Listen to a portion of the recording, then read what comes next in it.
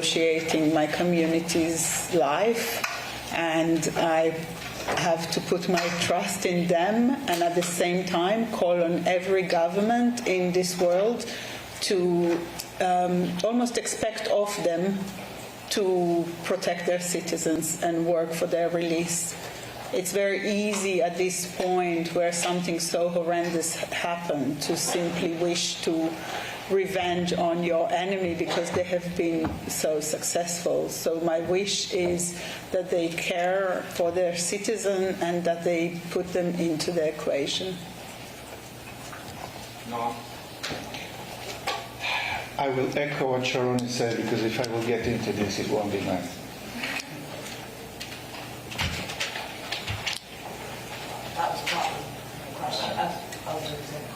GBNews, GBNews, thank you both for appearing on our programme over the last few days, which I really appreciate. But what is life like, the passing of each day, particularly as we get to 1 week since this happened? How difficult is life? Life is extremely difficult. I think we are... Nothing prepares you for that, Up till Friday, I'm working with my clients and help them with their own emotions to get a better quality of life and make change in the world, what we understand humans in different ways. And we're talking about how AI is going to change the world and what is all kind of range of sexuality, and then everything comes back to the basic existential reasoning of what the hell we're here for. Are we here? What's going on? Is my mom alive? Is she not? What her crime was? What? Can someone remind me why she's a hostage? For being a Jewish living in her own home in Israel?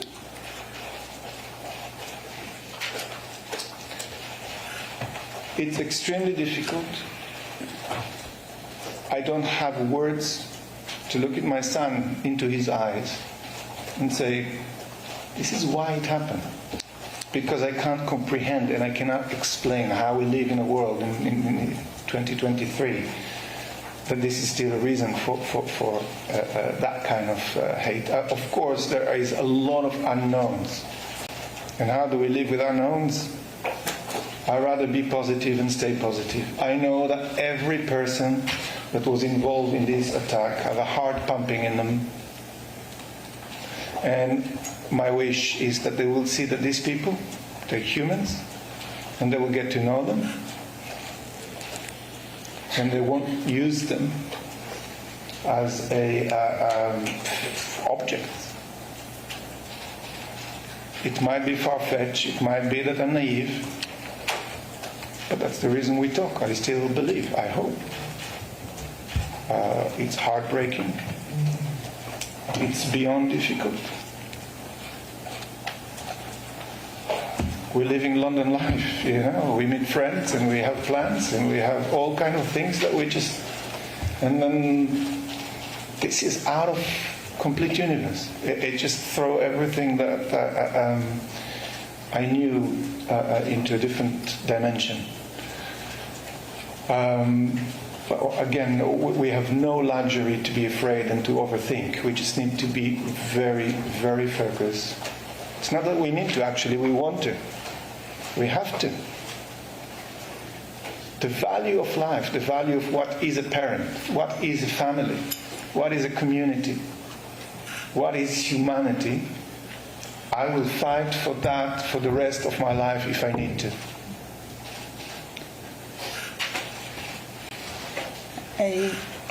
I just want to add that I think first of all, we are here and we are safe, and the citizens of the region are about to go into war.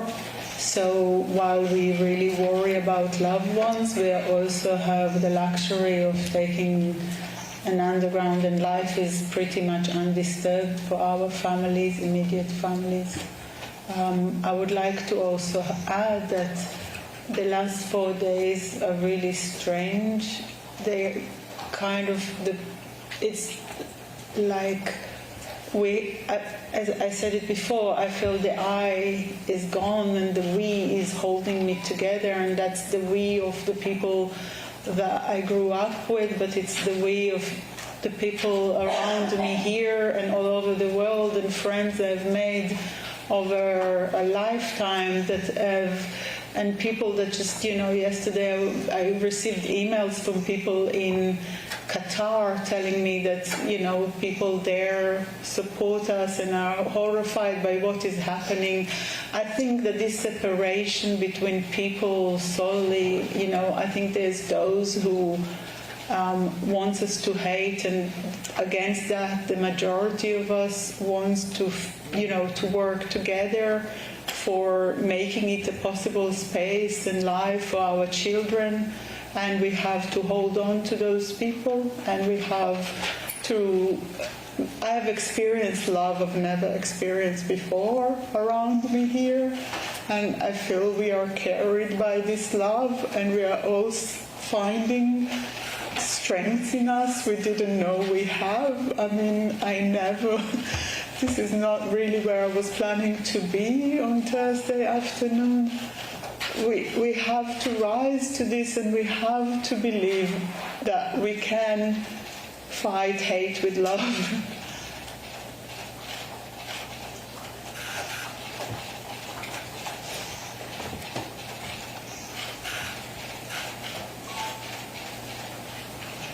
Any other question? Elad? Sean, I know your parents were peace activists. You can expand a little bit about that. I know that they spend their lives.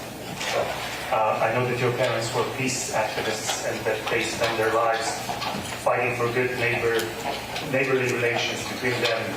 Well, and Noam's teacher was my Arabic teacher.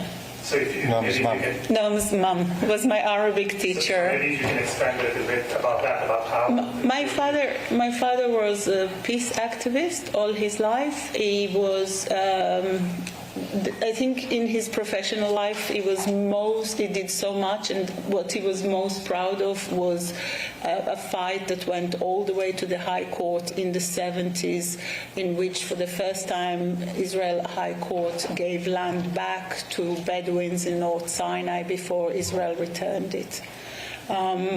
He spent a lifetime, he was on the boat of return, he met Arafat, he believed he had many friends among, I went with him in 2000 to visit Gaza, and we met many people within Gaza. He was part of an organization called Another Voice that was from that part of the world on the border with Gaza, that met people, had relationship, especially before Hamas, with many people. We are communities that live very close together. My father spent at least a day a week in his retirement just getting a car from the kibbutz. The kibbutz authorized him to get the car because he didn't have a private one. And he will go to the border in Erez and pick up sick Palestinian people and take them for appointment in East Jerusalem. And he wasn't the only one. Others that were slaughtered and lost everything were part of that. We are communities. We are communities that work together. My brother employed many people from Gaza and continued to pay their salary for many years. And we are not the only one. My family is not the only one. We're part of a community. It's, these kind of stories, they're really like, I grew up on all these Holocaust stories, how my uncle's life was saved because, he gave a coat to a Polish guy. I mean, it's our whole growing up. To Tel Aviv to hear from Benjamin Netanyahu, and also Mr. Secretary, my good friend Tony, thank you for your important visit here today. Thank you. Thank President Biden. And thank you to the American people for your incredible support for Israel in our war against the barbarians of Hamas. I thank you in English. I want to thank you in Hebrew as well. אני רוצה להודות למזכיר המדינה בלינקן לנשיא ביידן ולעם האמריקני על התמיכה הכבירה שלהם במלחמה שלנו נגד הברברים של החמאס. אדוני המזכיר, אתה בא הנה לעם כואב, עם לוחם, עם של אריות, עם שנחוש לנצח את כוחות הרשע מסביבנו. משעה לשעה מגיעות לנו, אנחנו שומעים על סיפורי הזוועה ועל סיפורי הגבורה. סיפורי הזוועה אומרים הכל עליהם, וסיפורי הגבורה אומרים הכל עלינו. והגבורה הזאת תנצח. Mr. Secretary, your visit is another tangible example of America's unequivocal support for Israel. Hamas has shown itself to be an enemy of civilization. The massacring of young people in an outdoor music festival,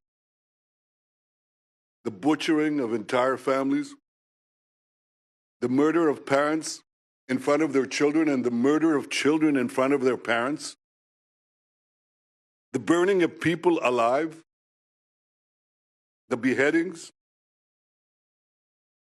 the kidnappings of a young boy, not only kidnapped, molested, hurt, attacked, and the sickening display of celebrating these horrors, the celebration and glorification of evil. President Biden was absolutely correct in calling this sheer evil. Hamas is ISIS, and just as ISIS was crushed, so too will Hamas be crushed. And Hamas should be treated exactly the way ISIS was treated. They should be spit out from the community of nations. No leader should meet them. No country should harbor them. And those that do should be sanctioned. Tony, my friend, I say to you, I say to all of us, there will be many difficult days ahead. But I have no doubt that the forces of civilization will win. And the reason that's true is because we understand what is the first prerequisite of victory. It's what you just said in our meeting. Moral clarity. This is a time, a particular time, a special time, that we must stand tall, proud, and united against evil. Tony, you are taking that stand. America is taking that stand. Thank you for being here today. Thank you, America, for standing with Israel today, tomorrow, and always.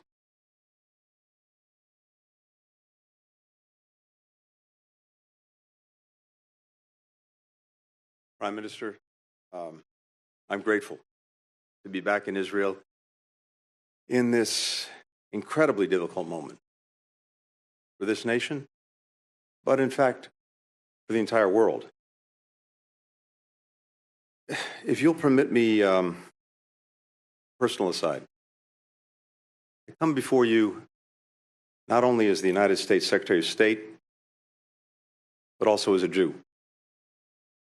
My grandfather, Maurice Blinken, led pogroms in Russia. My stepfather, Samuel Pizar, survived concentration camps, Auschwitz, Dachau, Majdanek. So, Prime Minister, I understand on a personal level the harrowing echoes that Hamas's massacres carry for Israeli Jews, indeed, for Jews everywhere. I also come before you as a husband and father of young children.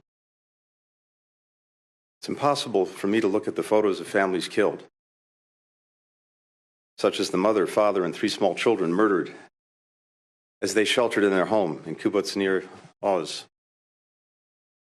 and not think of my own children. This was just one of Hamas's countless acts of terror. In a litany of brutality and inhumanity that, yes, brings to mind the worst of ISIS.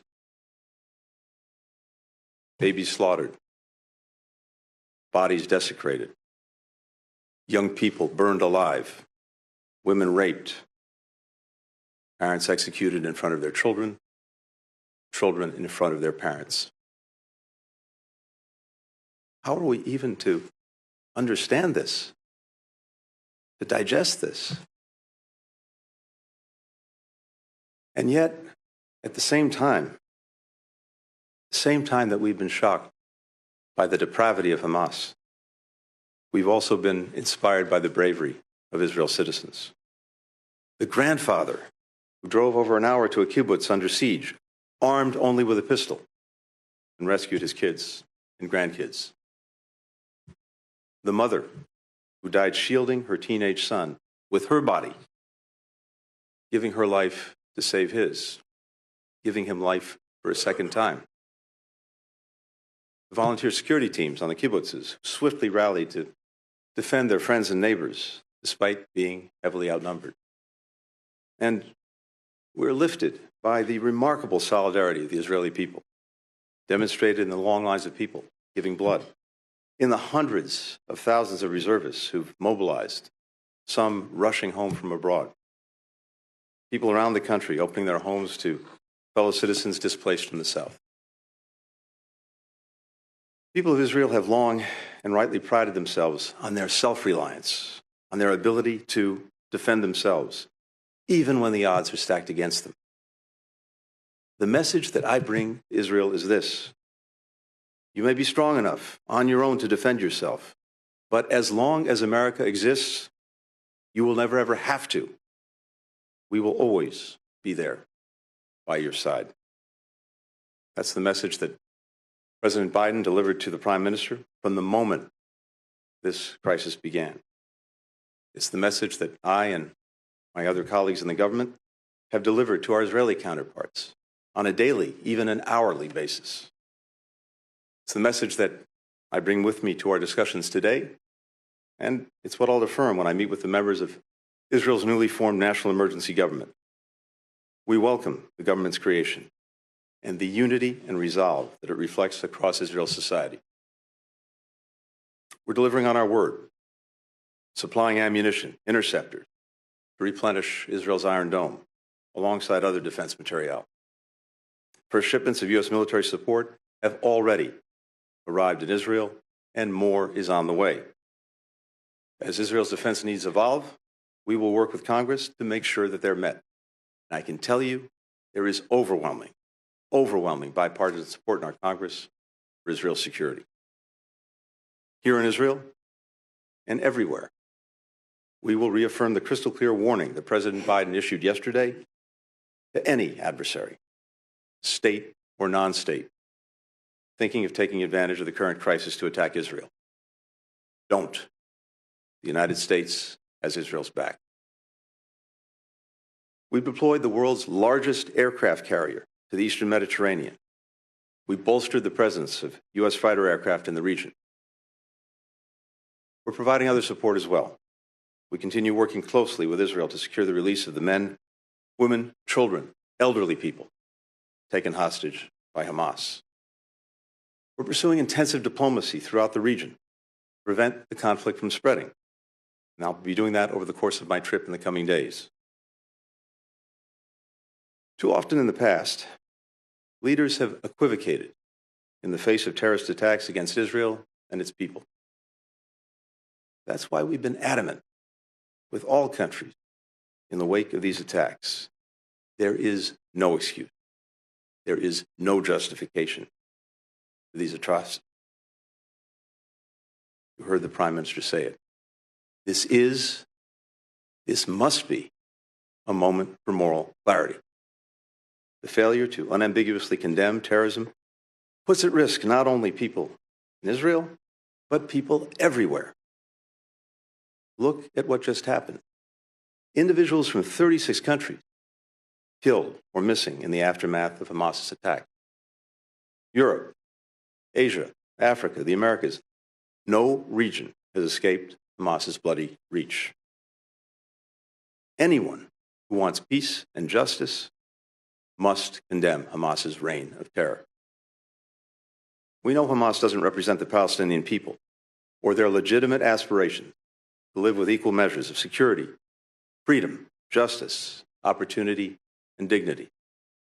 We know Hamas, instead of promoting the well-being of its citizens, rules repressively and dedicates the resources it has to terror tunnels and rockets. We know Hamas didn't commit its heinous acts with the interests of Palestinian people in mind. We know Hamas does not stand for the future that Palestinians want for themselves and for their children. Hamas has only one agenda: to destroy Israel and to murder Jews. No country can or would tolerate the slaughter of its citizens, or simply return to the conditions that allowed it to take place. Israel has the right, indeed the obligation, to defend itself and to ensure that this never happens again. The Prime Minister and I discussed how Israel does this matters. We democracies distinguish ourselves from terrorists by striving for a different standard, even when it's difficult, and holding ourselves to account when we fall short. Our humanity, the value that we place on human life and human dignity, that's what makes us who we are. We count them among our greatest strength. That's why it's so important to take every possible precaution to avoid harming civilians. And that's why we mourn the loss of every innocent life. Civilians of every faith, every nationality who've been killed. Tragically, the number of innocent lives claimed by Hamas's heinous attacks continues to rise. Among those, we now know that at least 25 American citizens were killed. We joined families in Israel, in the United States, around the world, in mourning their immeasurable loss. Nearly 15 years ago, my stepfather, who I alluded to earlier, Samuel Pizar, came here to Yad Vashem, performed the mourner's prayer that he wrote to accompany Leonard Bernstein's Third Symphony, Kaddish. Reflecting on the unspeakable horrors that he'd endured as a boy in the Nazi concentration camp, he wrote that man, though created in your image and endowed with the freedom to choose between good and evil, remains capable of the worst as of the best, of hatred as of love, of madness as of genius. In this moment, where evil, hatred, and madness have once more taken so many innocent lives, we must stand together, resolved to confront what is worst among humanity with what is best. We must provide an alternative to the vision of violence and fear, nihilism and terror presented by Hamas. That is what the United States will do, standing with Israel, working together with its people, and all those in this region who remain committed to the vision of a more peaceful, more integrated, more secure, more prosperous Middle East. Thank you very much.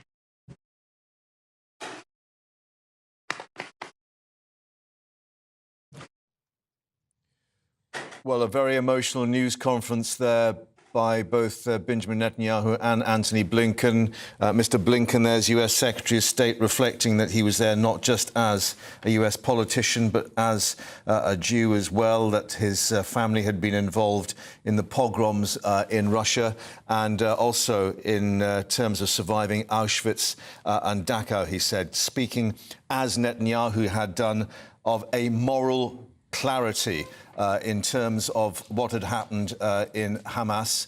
I think we can now speak to a representative from the Israeli Defense Force who can join us to react to what we've just heard. Thank you very much for joining us, Colonel Peter Lerner. Just to pick up on what we heard from both men about this moral clarity, that I assume is something that every member of your defence force is carrying with them as well. Absolutely. I mean, the reality on the ground is one where we see some people that are a bit confused about the situation. And what we heard from Prime Minister Netanyahu and the Secretary of State Blinken is that the world needs to choose to be on the right side of history. The current situation on the ground is one, as you can see, is we have our forces that are rallying, being prepared for a potential ground operation. We've not been instructed to do that yet, but we need to have the forces prepared, as we say.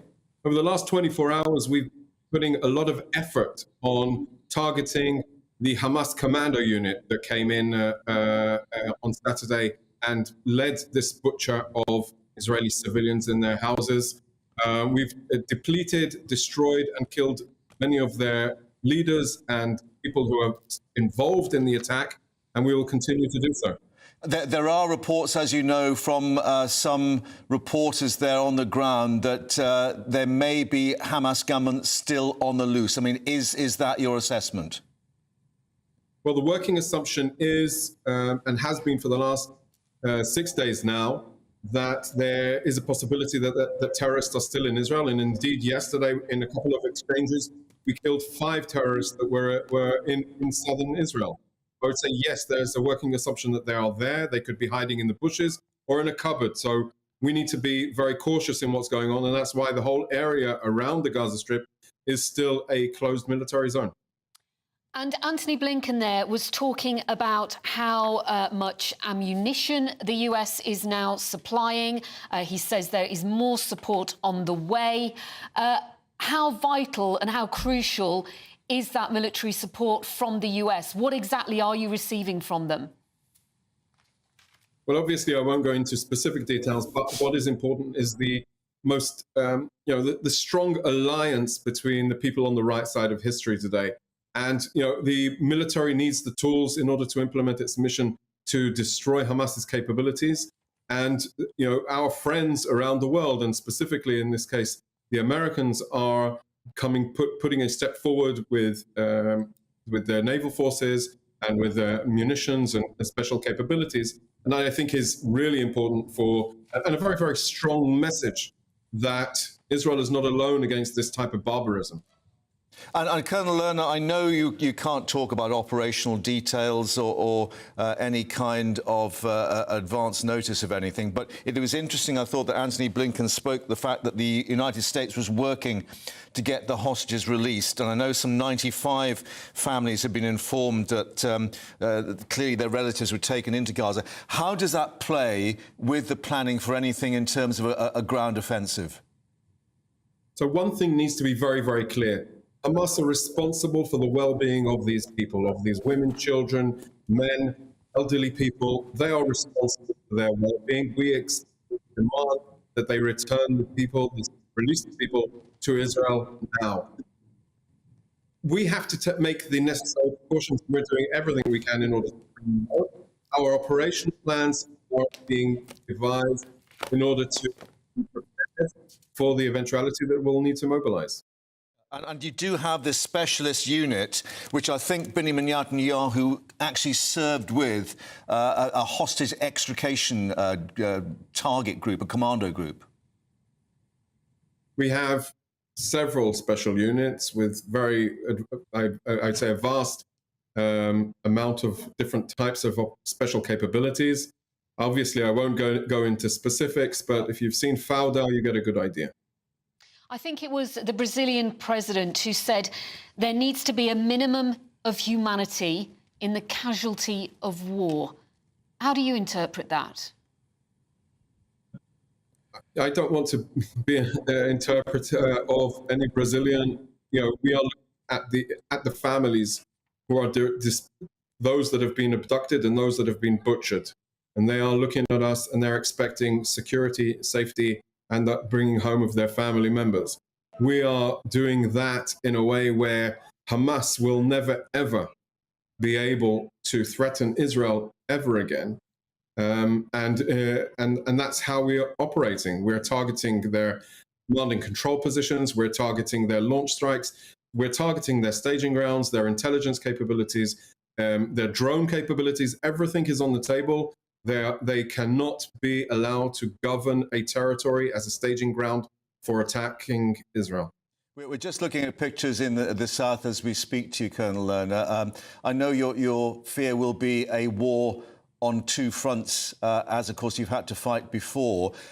What is your interpretation or assessment of the fact nothing has been heard in any way on a major scale from Hezbollah in the north, in Lebanon? So we've had exchanges from Hezbollah over the last couple of days. Yesterday, we had an anti-tank guided missile fired at our forces along the fence. We responded. I would recommend Hezbollah watch very closely what's going on in Gaza against Hamas. And I would really suggest that they don't test us. We are preparing forces not only on the south that you can see now on your screens, but also in the south, in the north. We have recruited some 300,000 reservists. I'm actually one of those. And so, yes, we are prepared for that development. We hope it won't happen. But in the military, we say hope is not a method. Lieutenant Colonel Peter Lerner, I know you've got to get to various other meetings, a very busy man, but thank you very much for the time here on GB News and updating us. Thank you very much. Thank you. Have a good day. Well, let's talk now to Charlie Peters, GB News correspondent, who is in Tel Aviv. Charlie, you were listening to that press conference. A massive show of unity there from the US Secretary of State and Benjamin Netanyahu. Benjamin Netanyahu described Hamas as an enemy of civilization. Yes, and there was that joint message of a call for moral clarity. And it's very clear since the start of this war, as details of the atrocities in the south of the country have filtered up to the central parts and the northern regions, that Israel has been clear that they want to align the actions of Hamas with the actions of ISIS.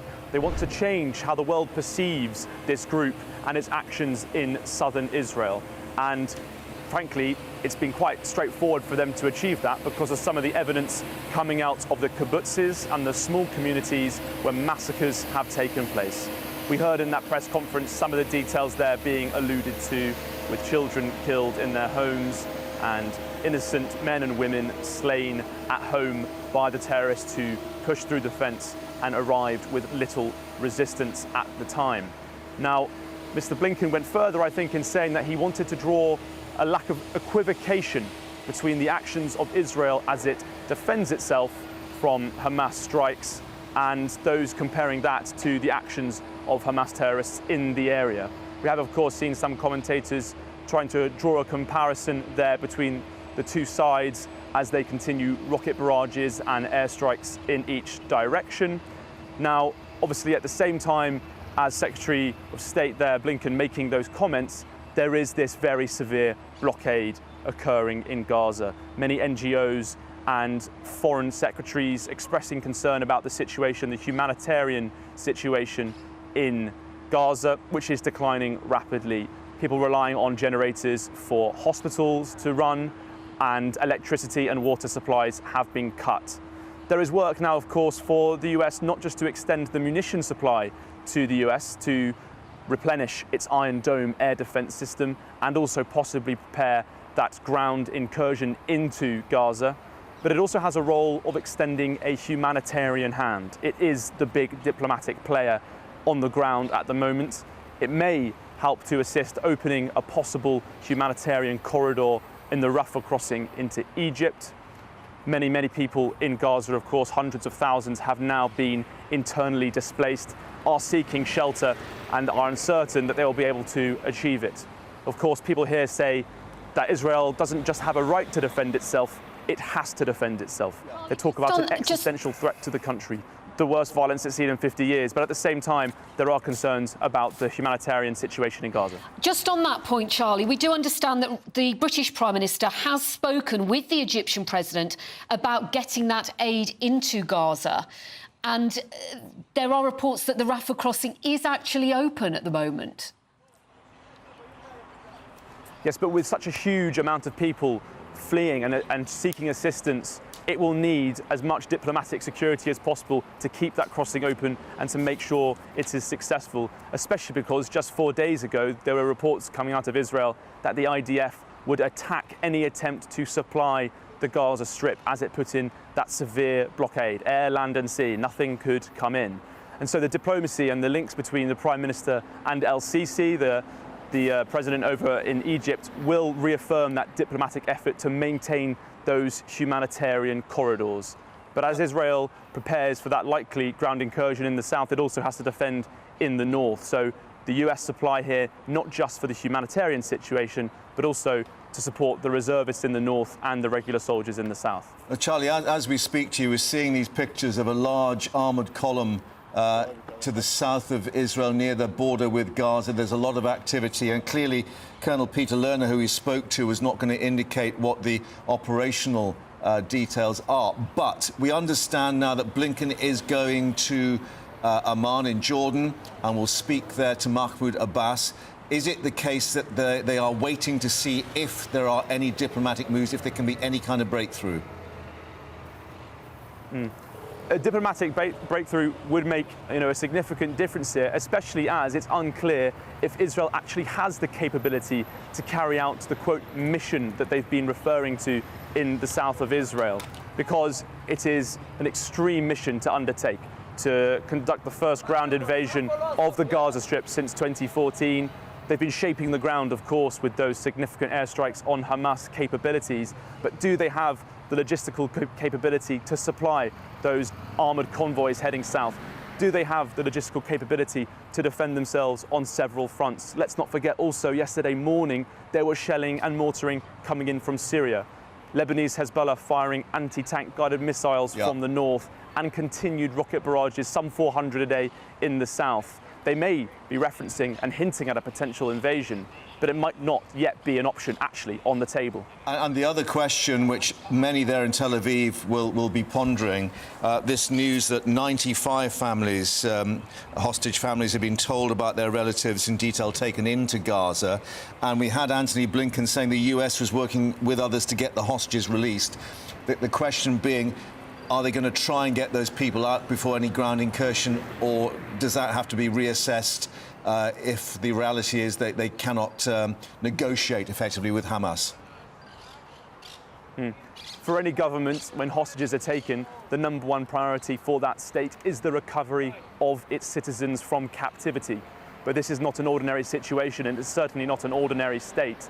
It seems that actually the first priority for the Israeli defense establishment here is the total destruction of Hamas's military capability. That is the priority over the situation with the hostages. Actually, where we are now in central Tel Aviv, in the Expo Center here, they realize that the army needs support in identifying hostages, in finding locals who have gone missing, many presumed dead, but the questions are still remaining. Here in Tel Aviv, a startup capital of the region, a technology capital of Israel, people are coming together to use AI and other technology to assess social media and try and identify possible hostages and people who've gone missing in the south. They are then feeding that information back to the IDF, who can do with it whatever they can.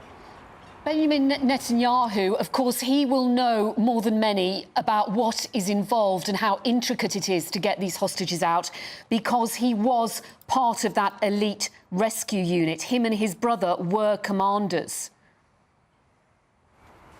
That's right. And of course, they'll be aware fully of how difficult it is to get anything out of the Gaza Strip.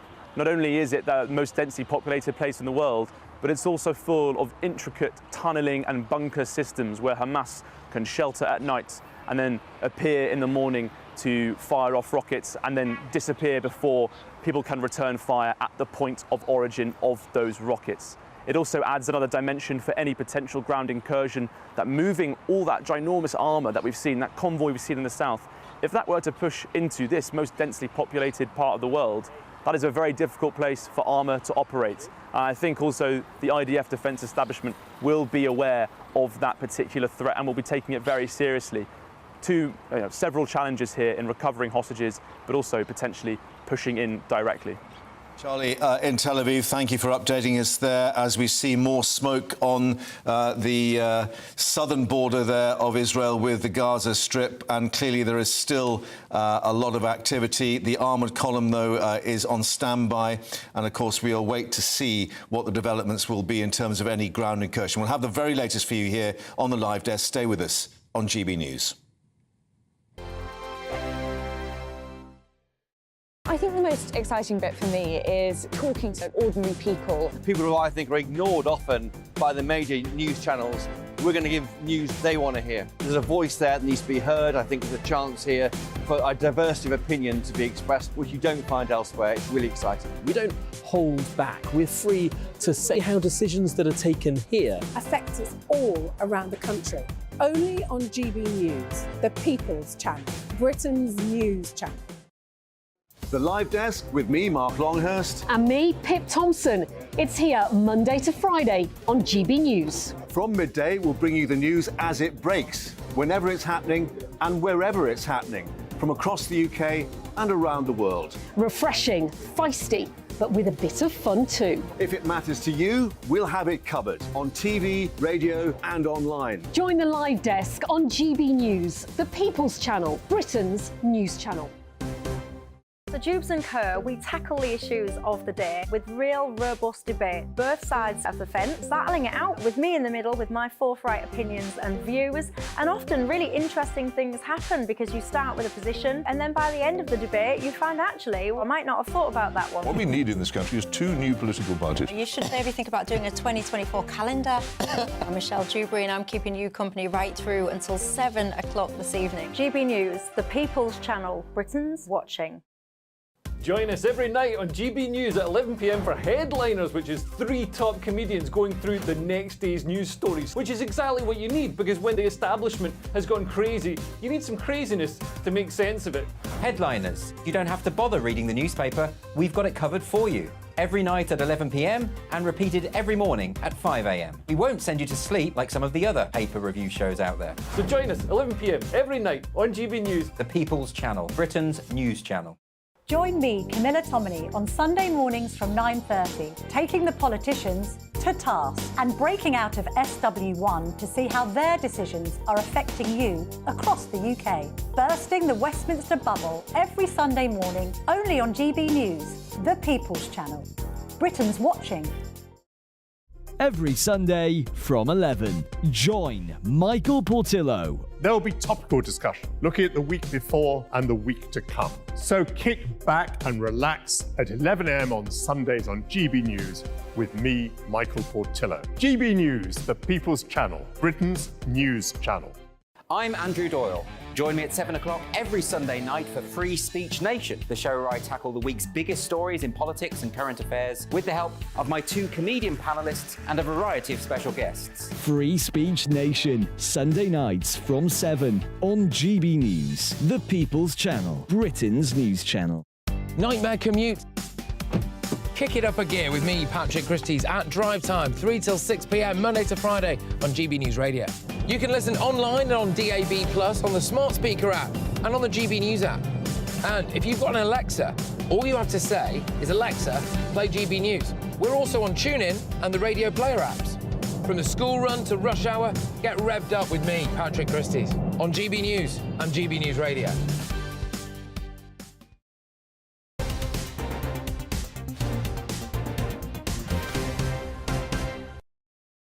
Welcome back to the live desk. Let's take you back to the live pictures we're getting from southern Israel on the border with Gaza, where there's a large armoured column that has built up there. Clearly, there is still a belief that there will be some kind of ground operation, but Colonel Peter Lerner from the Israeli Defence Force updating us here on GB News.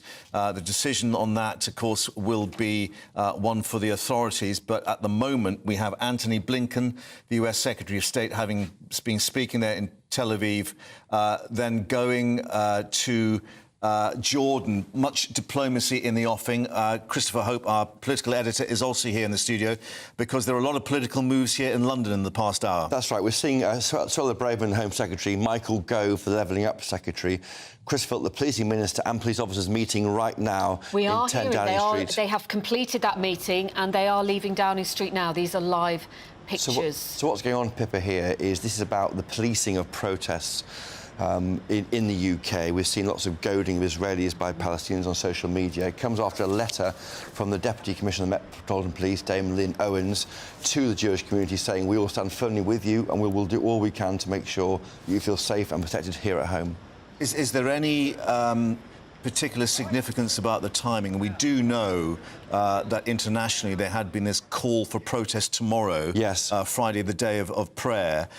So we wonder whether perhaps these moves are being put in place ahead of that. Almost certainly. As you go into the weekend, we get the 1 week on from the initial attacks by Hamas. It's going to get more and more difficult this weekend. Friday's a big week, big day, of course, for the Jewish faith. So I think this is why they're doing it. They're getting ahead of that now. I expect some news later on today about the outcome of that meeting. Because the Home Secretary, she has already warned that waving a Palestinian flag or singing a chant calling for freedom for Arabs could be a criminal offence. Well, that's right. It's not obviously an operational matter for police rather than Suella Braverman, but she, of course, is in charge of the policing budgets. In this letter here from Dame Lynn Owens, she says that she can understand why there's an expectation that the police... She's just getting into a car there, Chris, as we see at the centre of this. I mean, can we just update? Is she talking about the law being updated or adapted or just interpreted by local authorities and police? We don't know, Mark. I know what the meeting was about.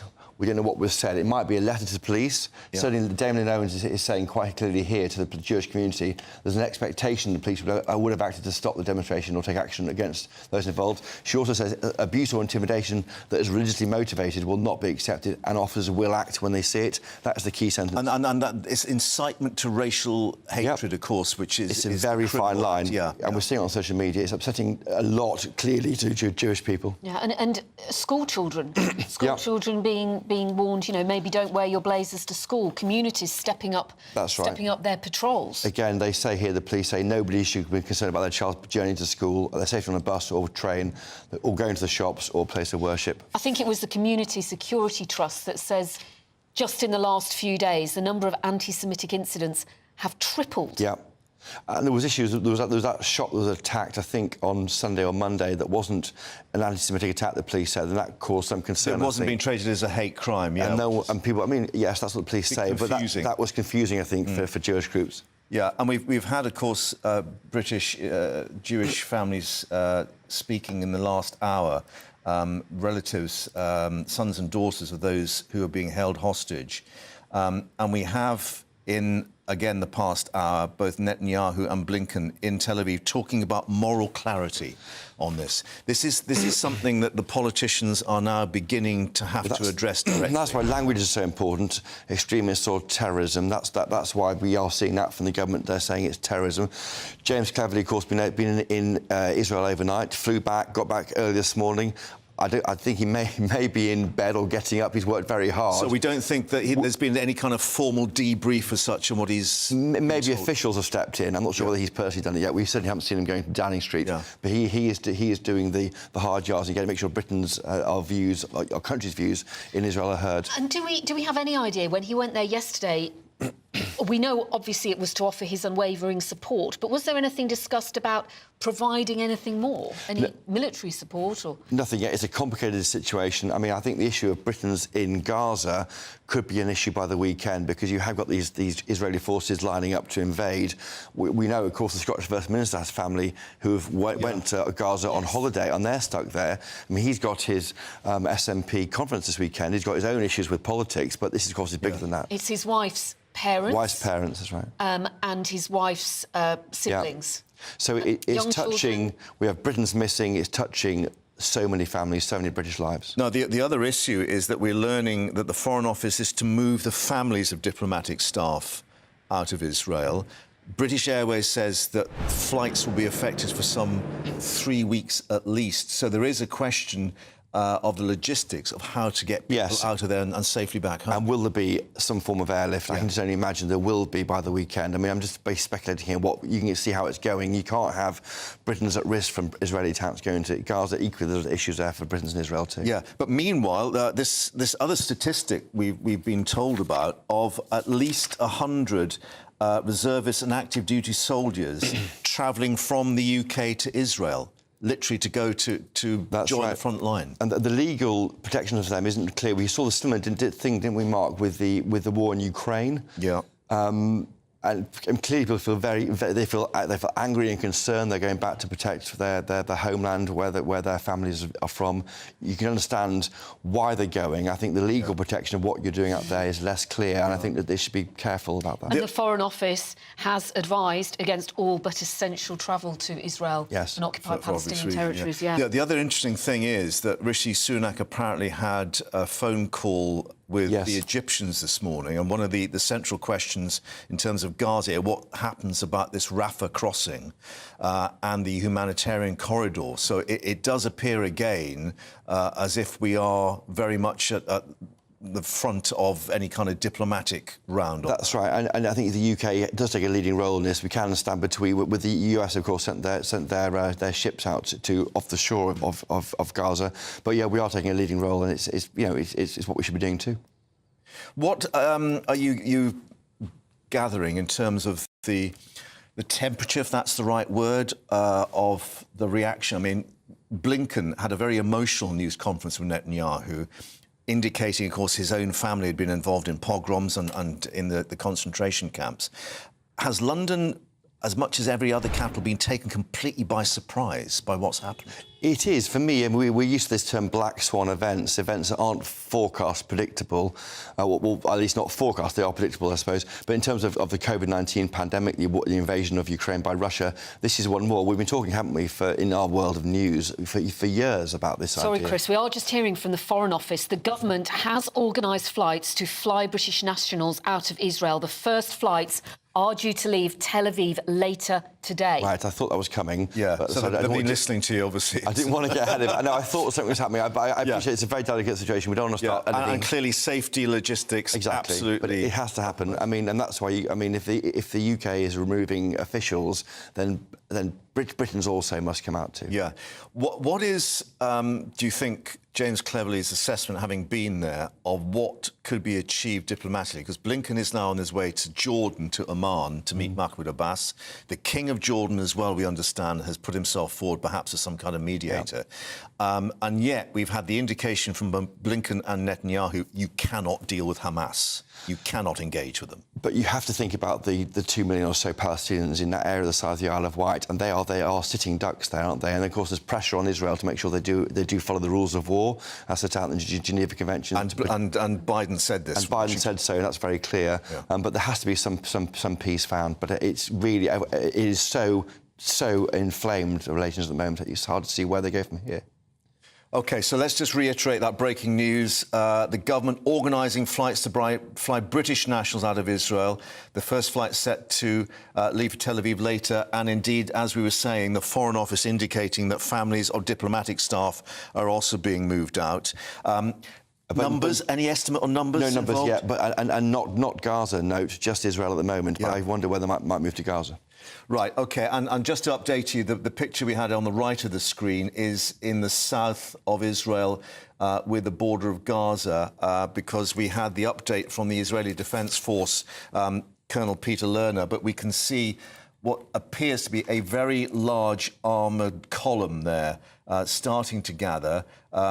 In terms of the surrounding area of the Gaza Strip, we are being told that all non-military personnel and vehicles basically are barred effectively. So clearly there is some development in terms of the military response, but no indication as yet whether there will be or when there will be any kind of major incursion into Gaza. Yes, and at that press conference, the US Secretary of State emphasised that they were continuing to work closely with Israel to release the hostages. They're also pursuing intensive diplomacy to prevent the conflict from spreading. He said this must be a moment for moral clarity. Individuals, people from 36 countries are missing after that terrorist act by Hamas on Saturday.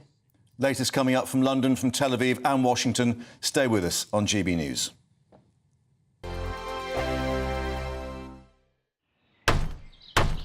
Who is it? We're here for the show. More energy this time! Welcome to the Dinosaur Hour. I was married to a therapist. And you survived? I thought we were getting Hugh Laurie. Second best. You interviewed Saddam Hussein. What's that like? I was terrified. I'm playing strip poker with these three. Oh! No, thank you. My CDs need to be put in alphabetical order. Are you going to be problematic again? The Dinosaur Hour. Sunday, the 29th of October at 9 on GB News. What you get for breakfast is something that, if we do our jobs right, you will wake up to news that you didn't know the night before. It's a conversation. It's not just me and Eamon. We want to get to know you, and we want you to get to know us. From 6, it's Breakfast with Eamon and Isabel. Monday to Thursdays on GB News. Britain's news channel. People in Britain, they love free speech, but they also love fair play. I don't care if I'm speaking somebody from a trade union, from the Labour Party, somebody from the SNP. And I think the viewers like to see that actually we can challenge one another, but in a positive way. We think we ask the questions that people want to ask, and often we ask the questions that we wanted to ask in Parliament but never got the chance to ask. So join us every Saturday, 10 a.m. till noon on GB News, Britain's news channel. Nightmare commute. Kick it up a gear with me, Patrick Christie's, at drive time, 3 till 6 p.m, Monday to Friday on GB News Radio. You can listen online and on DAB+, on the smart speaker app and on the GB News app. And if you've got an Alexa, all you have to say is, Alexa, play GB News. We're also on TuneIn and the Radio Player apps. From the school run to rush hour, get revved up with me, Patrick Christie's, on GB News and GB News Radio. Westminster is going around in ever-decreasing circles, followed by the media. Britain is broken. How on earth did we get into this mess? But more importantly, how do we get out of it? Join me at 7 p.m, Mondays to Thursdays on Farage, here on GB News. We will have open, rational debate. We've got to work out how Britain moves forward from this. Join us here on GB News, the People's Channel. Britain is watching. Join me, Andrew Pearce and Bev Turner, Monday to Thursday, 9:30 a.m. Who benefits from that? Not the British public. And on Fridays, join us, Tom Harwood And Ellie Costello from Britain's Newsroom. That's what you get with this show. That's fantastic. If it's happening, we're talking about it on Britain's Newsroom. GB News, Britain's news channel. GB News, unlike other broadcasters, isn't obsessed with the London-Westminster bubble. We think there's a nation beyond the M25, and that's why we talk about the issues that matter across the land. Join me on State of the Nation, 8 to 9 o'clock, Monday to Thursday, on GB News. Daisy's listening, and you should too. Now then, Lee Anderson here.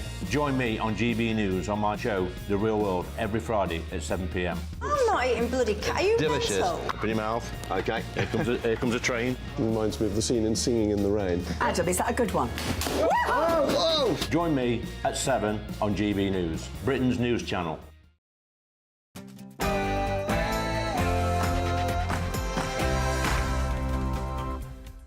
Good afternoon, it is 1 o'clock. This is the live desk on GB News. Coming up this Thursday lunchtime. US Secretary of State Antony Blinken says the US will always stand with Israel. Its new government says the siege of Gaza will not end until hostages are released, with these tanks and armoured vehicles now gathering on the southern border with Gaza. Here in the UK, children are pleading for the safe return of their parents currently being held hostage in Gaza. Israel says Gaza will remain cut off until their captives are freed. And the Foreign Office has just announced that flights are being sent to Tel Aviv for British nationals trapped in Israel. Also coming up, as we've just seen, mind the gap. That giant sycamore felled at Hadrian's Wall being removed by a giant crane. We're live at the scene with the National Trust now trying to decide what to do with the site.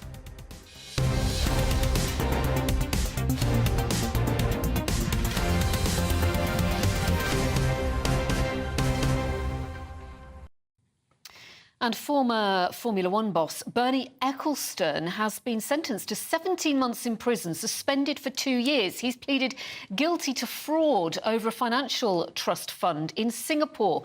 All the details on that shortly, but first, let's get a full roundup of the latest news with Rhiannon.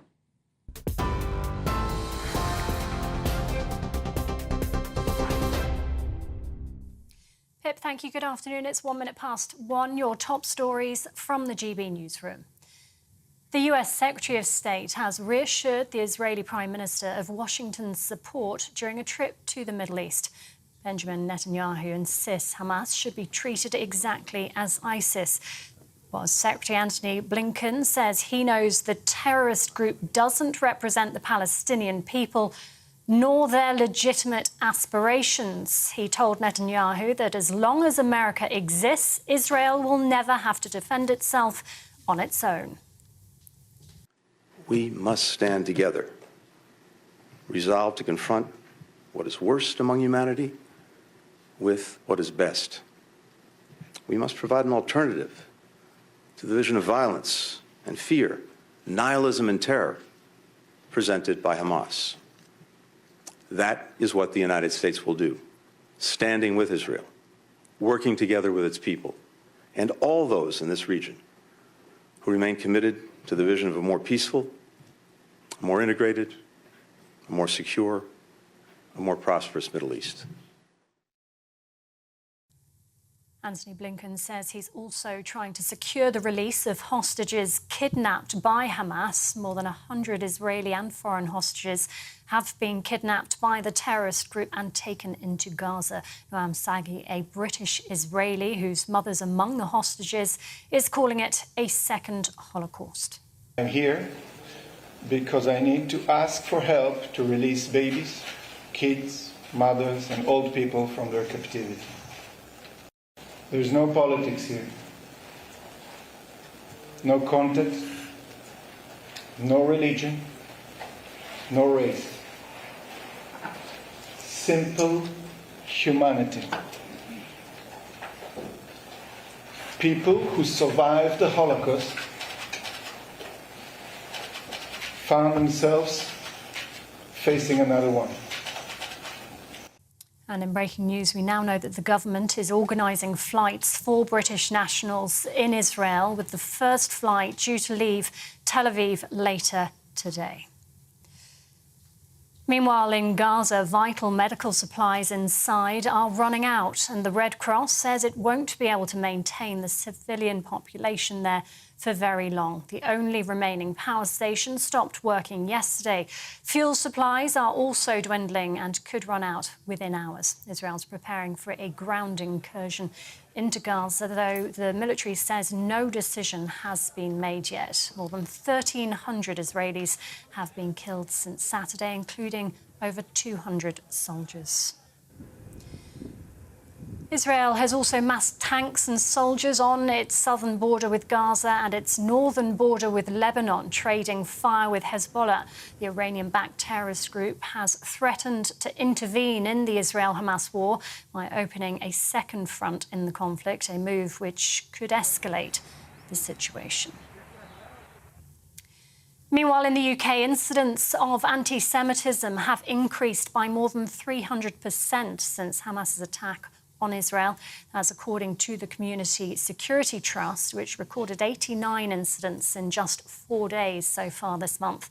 They include assaults, damage to Jewish property, and abusive behaviour. It comes after the Home Secretary warned protesting with Palestinian flags could amount to a public order offence if it's deemed to be in support of terrorism. In other news, judges in England and Wales are being told to postpone jail sentences for some offenders because prisons are too crowded. According to a report in The Times, some could include those found guilty of burglary and rape. The Judicial Office declined to comment on the report. It comes after the government said it plans to rent prison spaces from foreign countries in an effort to address chronic overcrowding. Bernie Ecclestone has been handed a 17-month suspended sentence after pleading guilty to fraud, a warning the following may contain flashing images, the ex-Formula One boss will also have to pay £652 million to the tax authority. He appeared at London's Southwark Crown Court this morning after failing to declare more than £400 million of overseas assets to the government. The billionaire turns 93 later this month. He had been due to face trial in November after he'd previously denied the charge. And an MP for the Scottish National Party has defected to the Tories amid reports of a toxic and bullying culture in the party's Westminster group. Lisa Cameron's defection comes as she was facing a selection battle to be the candidate for a seat in the west of Scotland. She says she's a victim of group bullying at Westminster and has suffered panic attacks as a result. Prime Minister Rishi Sunak says he's delighted Ms Cameron's joined the Scottish Conservatives. This is GB News across the UK on TV, in your car and digital radio and on your smart speaker by saying play GB News now. It's back over to Mark and Pip.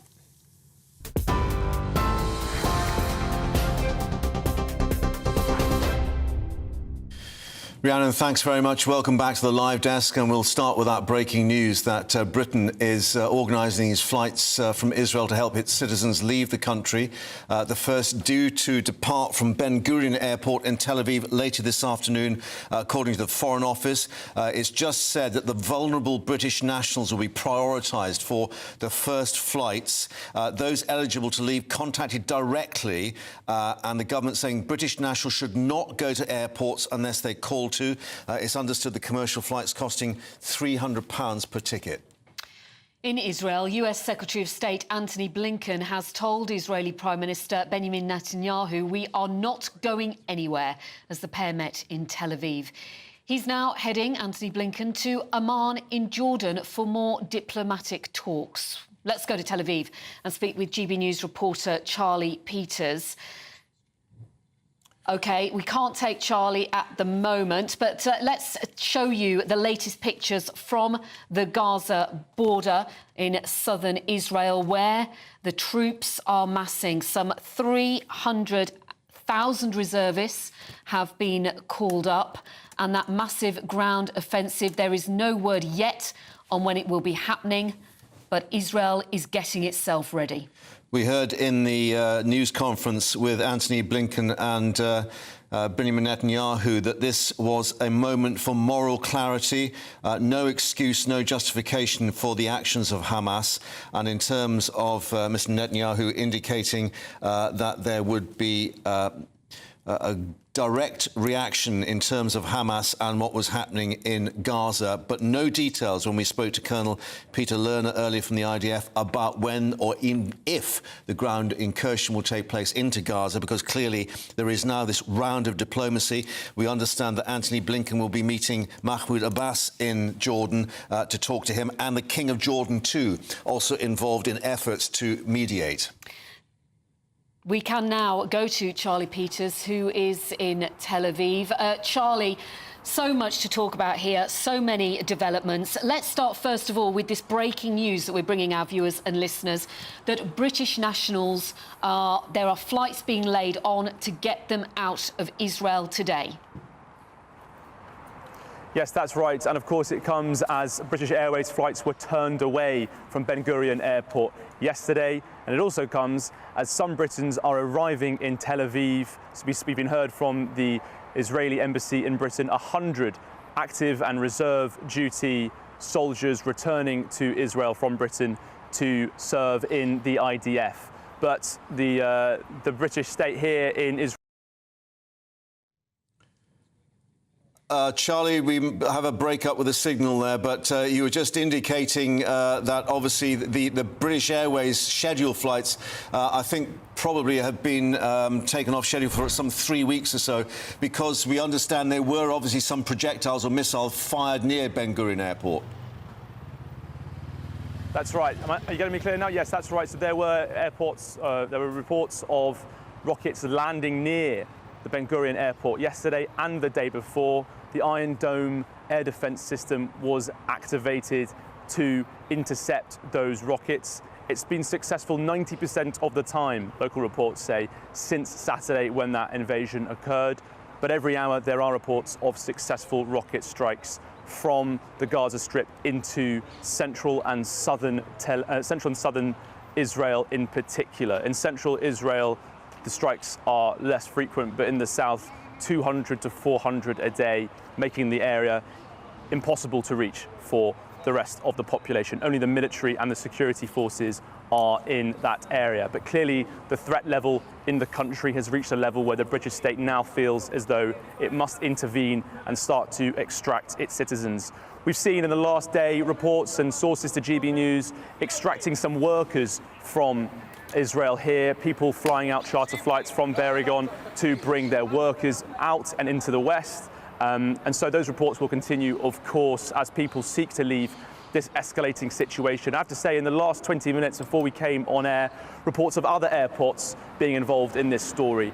We've heard reports from the IDF of strikes on Aleppo and Damascus international airports in Syria. At this point, unconfirmed, but footage shared online by reputable sources seems to indicate that the IDF, the Israeli Air Force, has struck those airports. It's a realistic possibility that they're doing this in order to limit the flow of armaments and the sustainment of weaponry coming in from Iranian proxies. As we know, the IRGC, the Islamic Revolutionary Guards Corps, the asymmetric force of the Iranian regime, does operate very extensively in Syria and has a strong connection to those airports in particular. So this conflict now becoming extremely threatening to people on the ground and now expanding way beyond the direct impact that was faced in Israel into other countries bordering Israel now. Charlie, such delicate diplomacy taking place. Prime Minister Rishi Sunak is involved in that diplomacy, we understand. He has been holding talks with the Egyptian president to try to keep that crossing between Egypt and Gaza open so that people might be able to get out, humanitarian aid might be able to get through. That's right, and I think the role that Britain is playing in this conflict is more of a diplomatic one and an intelligence situation. What Israel needs, Britain really can't provide when it comes to munitions and defence. That's really where the US is the main player 2 nights ago, providing for the first time those advanced munitions to support that potential incursion into the Gaza Strip, but also, as we heard from Secretary of State Antony Blinken in the last hour and a half, the replenishing of the Iron Dome air defence system, which is very costly to use, but of course the benefit of that system is the saving of lives and technology and infrastructure and the whole of the country's sort of sustenance. Without the Iron Dome, it would fall to the tens of thousands of rockets that we know Hamas militants and terrorists have in the Gaza Strip. So Britain's role here is that diplomatic role. James Cleverly here yesterday meeting with Israeli politicians and survivors from massacres in the kibbutz in the south of the country, and now the Prime Minister speaking with his counterpart in Egypt to see and ensure that that crossing can be opened. Charlie, just to pick up on that breaking news you were alluding to there, Reuters is now reporting Syrian state media that indeed Damascus and Aleppo airports out of service, quote, after Israeli attacks, which is a significant development, of course. And we did have that warning from Antony Blinken in that news conference to any adversary or other state, don't. I mean, one of the fears could be that if the Syrians do get involved in terms, as you say, of any supply of weaponry or other things, that really will widen out the conflict. Yes, yesterday morning around 8 a.m. we had reports of shelling coming across from Syria, mortar fire in those border regions that the IDF responded to with tank artillery, much like it had in the north of the country, responding to indirect fire from the south of Lebanon, almost certainly from Lebanese Hezbollah and the Palestinian Islamic Jihad. So this conflict has already crossed the borders in the north into southern Lebanon and Syria in terms of how Israel is firing back. But now it seems it has gone much further in striking and neutralising the air capabilities from Syria, which could be resupplying Iranian proxies in the north and potentially, of course, in the Gaza Strip, where we know that Hamas militants rely very heavily on funding from those sources to sustain its military capabilities, a capability that the IDF says its #1 mission is to destroy. Charlie, what is daily life like in Tel Aviv at the moment? I know you are some way away from Gaza. I mean, behind you, we can see people going about their daily business, people walking their dogs. It seems very regular, but surely it can't be. The people here aren't going about their daily business. There are thousands of them volunteering to support the war effort. This convention centre is a gathering of distribution and the hunt for missing persons. We've seen thousands of people coming here, both yesterday and today, in order to pick up supplies and distribute them to both civilians and soldiers in the north and the south. It's an extremely impressive situation here, a grassroots organisation. Last week, most of the groups and activists who were here last week they were protesting against the government, and now with the existential threat to Israel, they've gathered at this location in Tel Aviv in order to do whatever they can to support both civilians and soldiers across the country as they face that threat. We've seen so many supplies coming in and out of here. The former defence minister Lieberman was here 2 hours ago. Police chiefs and soldiers regularly passing through as well. It is a hub of activity, but the rest of Tel Aviv extremely quiet. The usual hubbub and cultural atmosphere that you'd expect of Tel Aviv, it just isn't there. Charlie, thank you for that. We've lost vision with you there in Tel Aviv. Apologies for that, but we've heard you loud and clear. More from you, of course, throughout the afternoon. But let's now bring in Dan Pfefferman, who's policy scholar on Middle East affairs and executive director of Sharaka. That's an NGO promoting peace in the region. Thank you very much indeed for your time. On that very note, we understand that Anthony Blinken is now probably flying to Jordan, to Amman, and maybe meet with Mahmoud Abbas. Could this be a last attempt to broker some kind of diplomatic deal? Your guess is as good as mine on this one, of course. The question is, what kind of diplomatic deal can you reach with an organization that is clearly sworn to murder and kill and kidnap? The consensus was in Israel, and this is partly a big piece of why the defenses were so really caught off guard on the border, was that Hamas was starting a gradual path of moderation, that they wanted economic incentives. And so Israel was providing jobs. 10,000 Gazans were coming into Israel every day to work. There were economic zones being set up on the border between Israel and Gaza. I remind your viewers that Israel unilaterally withdrew from Gaza in 2005, every last settler and soldier. And so the understanding was in Israel, and apparently the deceptive psychological warfare, the messaging coming from Hamas, was they want normalcy, they want quiet, they want stability, they want to govern, they want economic incentives. And it's clear that that is not what they're looking for. It is clear now that they, together with backing from Iran, are looking to instigate a massive, massive regional war to draw Hezbollah in it, to draw the Syrians in it, to draw Israeli Arabs and West Bank Arabs in it, and derail the supposed peace talks that were happening with Saudi Arabia and the very successful Abraham Accords that have been solidifying over the last 3 years. Therefore, as we heard at that news conference, this moment of moral clarity, perhaps, Netanyahu indicating that there will be no kind of dialogue or engagement now with Hamas. So therefore, what could Mahmoud Abbas and what was the Palestinian Authority at one time do in terms of trying to reset the position in Gaza? Sure. I think getting either the Palestinian Authority somehow back in power in Gaza should be a priority, or getting some kind of moderate, responsible governance that knows how to work with the international community, perhaps backed by the new kind of pro-peace Arab, Sunni Arab bloc that's been forming these last few years. We also have another priority right now, and that's getting back the some 150 civilians who were kidnapped and are... Oh, we've just lost Dan Pfefferman, their policy scholar on Middle East affairs.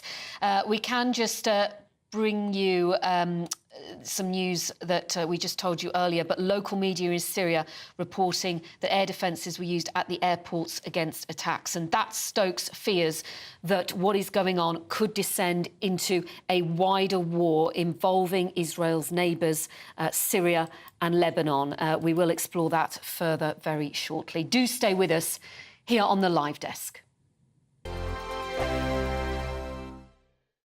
I I think the most exciting bit for me is talking to ordinary people. People who I think are ignored often by the major news channels.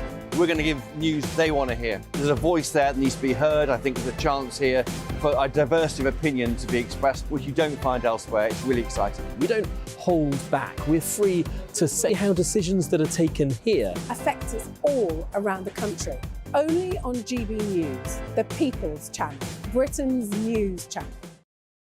The Live Desk with me, Mark Longhurst. And me, Pip Thompson. It's here Monday to Friday on GB News. From midday, we'll bring you the news as it breaks, whenever it's happening and wherever it's happening, from across the UK and around the world. Refreshing, feisty, but with a bit of fun too. If it matters to you, we'll have it covered on TV, radio and online. Join the Live Desk on GB News, the People's Channel, Britain's news channel. So Jubes and Kerr, we tackle the issues of the day with real robust debate, both sides of the fence, battling it out with me in the middle with my forthright opinions and views. And often really interesting things happen because you start with a position and then by the end of the debate you find actually, well, I might not have thought about that one. What we need in this country is 2 new political parties. You should maybe think about doing a 2024 calendar. I'm Michelle Dewberry and I'm keeping you company right through until 7 o'clock this evening. GB News, the People's Channel, Britain's watching. Join us every night on GB News at 11 p.m. for Headliners, which is 3 top comedians going through the next day's news stories, which is exactly what you need, because when the establishment has gone crazy, you need some craziness to make sense of it. Headliners. You don't have to bother reading the newspaper. We've got it covered for you. Every night at 11 p.m. and repeated every morning at 5 a.m. We won't send you to sleep like some of the other paper review shows out there. So join us 11 p.m. every night on GB News. The People's Channel, Britain's news channel. Join me, Camilla Tominey, on Sunday mornings from 9:30, taking the politicians to task and breaking out of SW1 to see how their decisions are affecting you across the UK.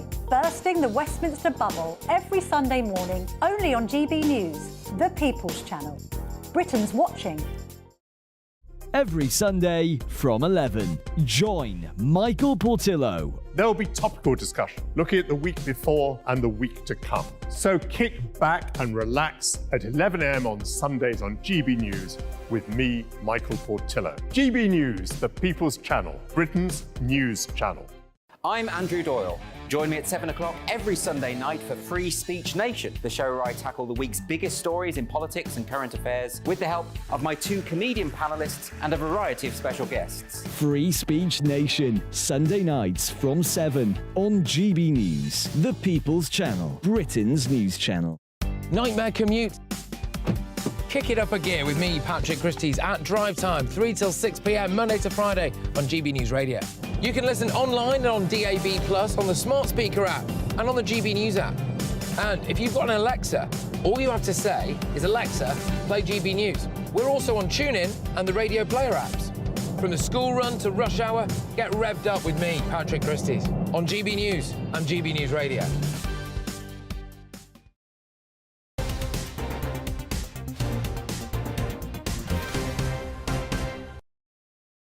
Welcome back to the Live Desk. Just to update you that breaking news, the government's organising these flights to get British nationals out of Israel, with the Foreign Office saying the first flight set to leave Tel Aviv later this afternoon. Well, of course, we then had this news conference a little earlier in London, a very emotional time with the children of those hostages taken by Hamas. Well, they said they felt they were in a luxurious position, as they said, to even be sitting and worrying about elderly parents rather than fearing for their lives in the hands of the terror group and what they'd been doing in Israel. Israel maintains that the siege of Gaza will not end until Israeli hostages are released. Let's get more with our London reporter, Lisa Hartle, who was at that news conference and can speak now more to the families who were there. Lisa. Hello, yes. Well, I'm joined by Noam, whose mother has been taken hostage. Noam, I'm so sorry to hear what you're going through. You were saying before that today you were actually supposed to meet your mum from Heathrow Airport to celebrate her 75th birthday. Yep, right now I was supposed to go and be on my way to pick her up. And she was very much looking forward to come here and celebrate with her at her 75th birthday. Actually in a lovely place in Devon. She loves Devon. And when was the last time that you heard of your mum's whereabouts? So on the 7th of October, on Saturday morning, my mum had a exchange with my sister, actually, because of the time difference. She didn't want to wake us up here. And she said that she is seeing and hearing too many people outside, and she's really worried. She's going into the safe room. In Israel, in the kibbutz, in every house, there is a safe room which designed to protect them from shelling and rockets, but not from people try to come in. There is no way to lock it from inside. And you were saying before that where you grew up, because you grew up in this place as well, it's an incredibly tight community, 400 people. So you all know each other so well. You were raised by so many other people who are also missing. You know, it's just heartbreaking. Every picture I see, it's people I grew up with, it's people I know. It's my math teacher and my swimming teacher and the people I used to work with and the mothers of other. It's like one big family. So it's even more difficult to because you go through the pain of each of the families, and it's almost take your pain times 200. And what was your main message you wanted to get across to everyone today? My main message today is for the immediate release of all the civilians, especially the under 18 and the over 65, without any conditions, just to release them in accordance with the international law and the human code. At some point, even for a war, there is rules, and we need to act within those rules. If it's soldier, I get it. I understand. They're suffering, I understand. If you want to fight, fight. How can you fight over 9-month-old baby and an 8-year-old sick woman? There's more than 80 people just from my community, from the kibbutz, who's been captured. Most of them are kids and the elderly. It's like really relocating a care home. Vulnerable people that have been snatched out of their beds into Gaza. I think at some point this is our job to hold leadership, humanity. Where are the lines? Where are the lines? How do we draw them? How do you use your power through the camera and your audience to think and sink into your heart and think, why are we here for? If it's not for the basic human conduct of how come that 9-month-old baby can be part of this? It's beyond me. I've got a question from the presenter Mark Longhurst. I'm just going to see what Mark wanted to ask you. Yes, Lisa, I was just wondering, with Antony Blinken saying the United States was helping to try to get the refugees released, but clearly the assessment now that Hamas basically are not people to negotiate with, what your thoughts are about the ground offensive and the fact that the families will still be in Gaza at that stage. Mark was just saying about what are your thoughts on the proposed ground offensive with the people like your mum, hostages also being in Gaza, if that goes ahead? Mark, any escalation won't help anyone. I think everyone needs to prioritize the young kids, the babies, people with autism and people with dementia that find themselves caught up in this. The only crime is being Jewish living in Israel, and they need to be out of that. Any escalation won't serve that. So whatever the plans, I don't know, I'm trying not to get too much into what is happening. I'm just trying to stay positive, head on, and try to call to anyone that have a pumping heart in them to get the civilians, the under 18s, the over 65 out of this first. Second, If there is a fight, soldier should soldier. I can understand that. Thank you so much for speaking with us today. And once again, I'm so sorry for everything you're going through. And I really hope you get the good news that you're wishing for. Thank you. So we heard earlier from Sharon as well. Her parents are also missing. So the message today is love over hatred, and they're just hoping to hear some good news or keep that hope going until they hear from their loved ones, and hopefully they can be rescued from Gaza as quickly as possible. Yes, Lisa, thank you. And if you can convey our thanks to him for answering our extra questions, and indeed our best wishes for all of them and their families. Thank you very much indeed. So incredible how they managed to hold themselves together to with some dignity, to do that press conference and answer questions. Let's get a roundup of your latest headlines. Here's Rhiannon.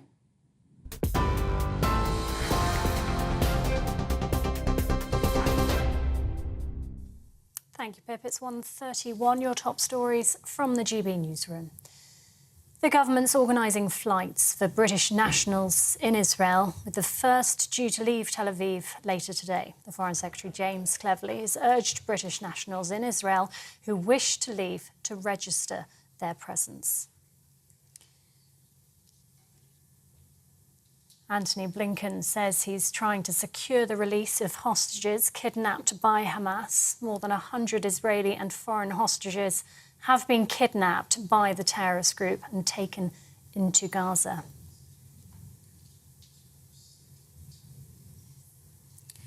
Back here, judges in England and Wales are being told to postpone jail sentences for some offenders because prisons are too crowded, according to a report in The Times. Some could include those found guilty of burglary and rape. The Judicial Office declined to comment on the report. It comes after the government said it plans to rent prison spaces from foreign countries in an effort to address chronic overcrowding. And an MP for the Scottish National Party has defected to the Tories amid reports of a toxic and bullying culture in the party's Westminster group. Lisa Cameron's defection comes as she was facing a selection battle to be the candidate for a seat in the west of Scotland. She says she's a victim of group bullying at Westminster and has suffered panic attacks as a result. Prime Minister Rishi Sunak says he's delighted Miss Cameron's joined the Scottish Conservatives.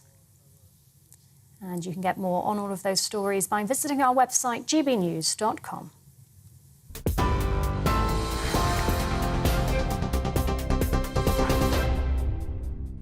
Direct Bullion sponsors the Finance Report on GB News for gold and silver investment.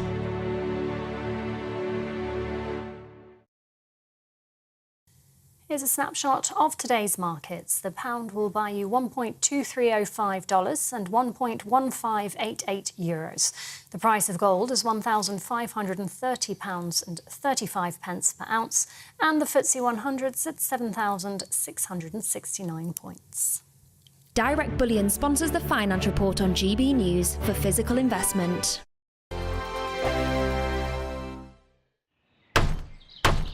Who is it? We're here for the show. More energy this time! Welcome to the Dinosaur Hour. I was married to a therapist. And you survived? I thought we were getting Hugh Laurie. Second best. You interviewed Saddam Hussein. What's that like? I was terrified. I'm playing strip poker with these three. Oh! No, thank you. My CDs need to be put in alphabetical order. Are you going to be problematic again? The Dinosaur Hour. Sunday, the 29th of October at 9 on GB News. What you get for breakfast is something that, if we do our jobs right, you will wake up to news that you didn't know the night before. It's a conversation. It's not just me and Eamon. We want to get to know you, and we want you to get to know us. From 6, it's Breakfast with Eamon and Isabel. Monday to Thursdays on GB News. Britain's news channel. People in Britain, they love free speech, but they also love fair play. I don't care if I'm speaking somebody from a trade union, from the Labour Party, somebody from the SNP. And I think the viewers like to see that actually we can challenge one another, but in a positive way.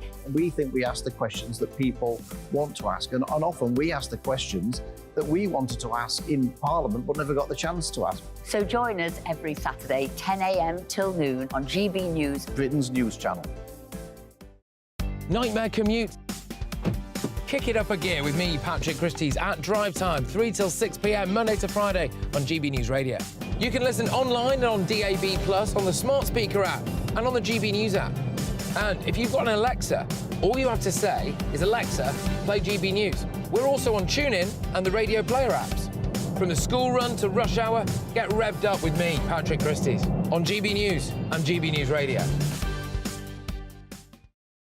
Westminster is going around in ever-decreasing circles, followed by the media. Britain is broken. How on earth did we get into this mess? But more importantly, how do we get out of it? Join me at 7 p.m, Mondays to Thursdays on Farage, here on GB News. We will have open, rational debate. We've got to work out how Britain moves forward from this. Join us here on GB News, the People's Channel. Britain is watching. Join me, Andrew Pearce and Bev Turner, Monday to Thursday, 9:30 a.m. Who benefits from that? Not the British public. And on Fridays, join us, Tom Harwood and Ellie Costello from Britain's Newsroom. That's what you get with this show. That's fantastic. If it's happening, we're talking about it on Britain's Newsroom. GB News, Britain's news channel.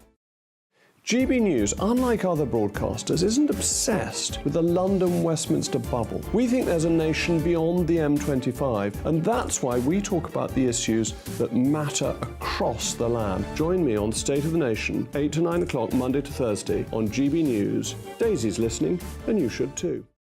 Now then, Lee Anderson here. Join me on GB News on my show, The Real World, every Friday at 7 p.m. I'm not eating bloody cat. Are you Delicious. mental? Open your mouth. OK, here comes a train. Reminds me of the scene in Singing in the Rain. Adam, is that a good one? Whoa! Join me at 7 on GB News, Britain's news channel.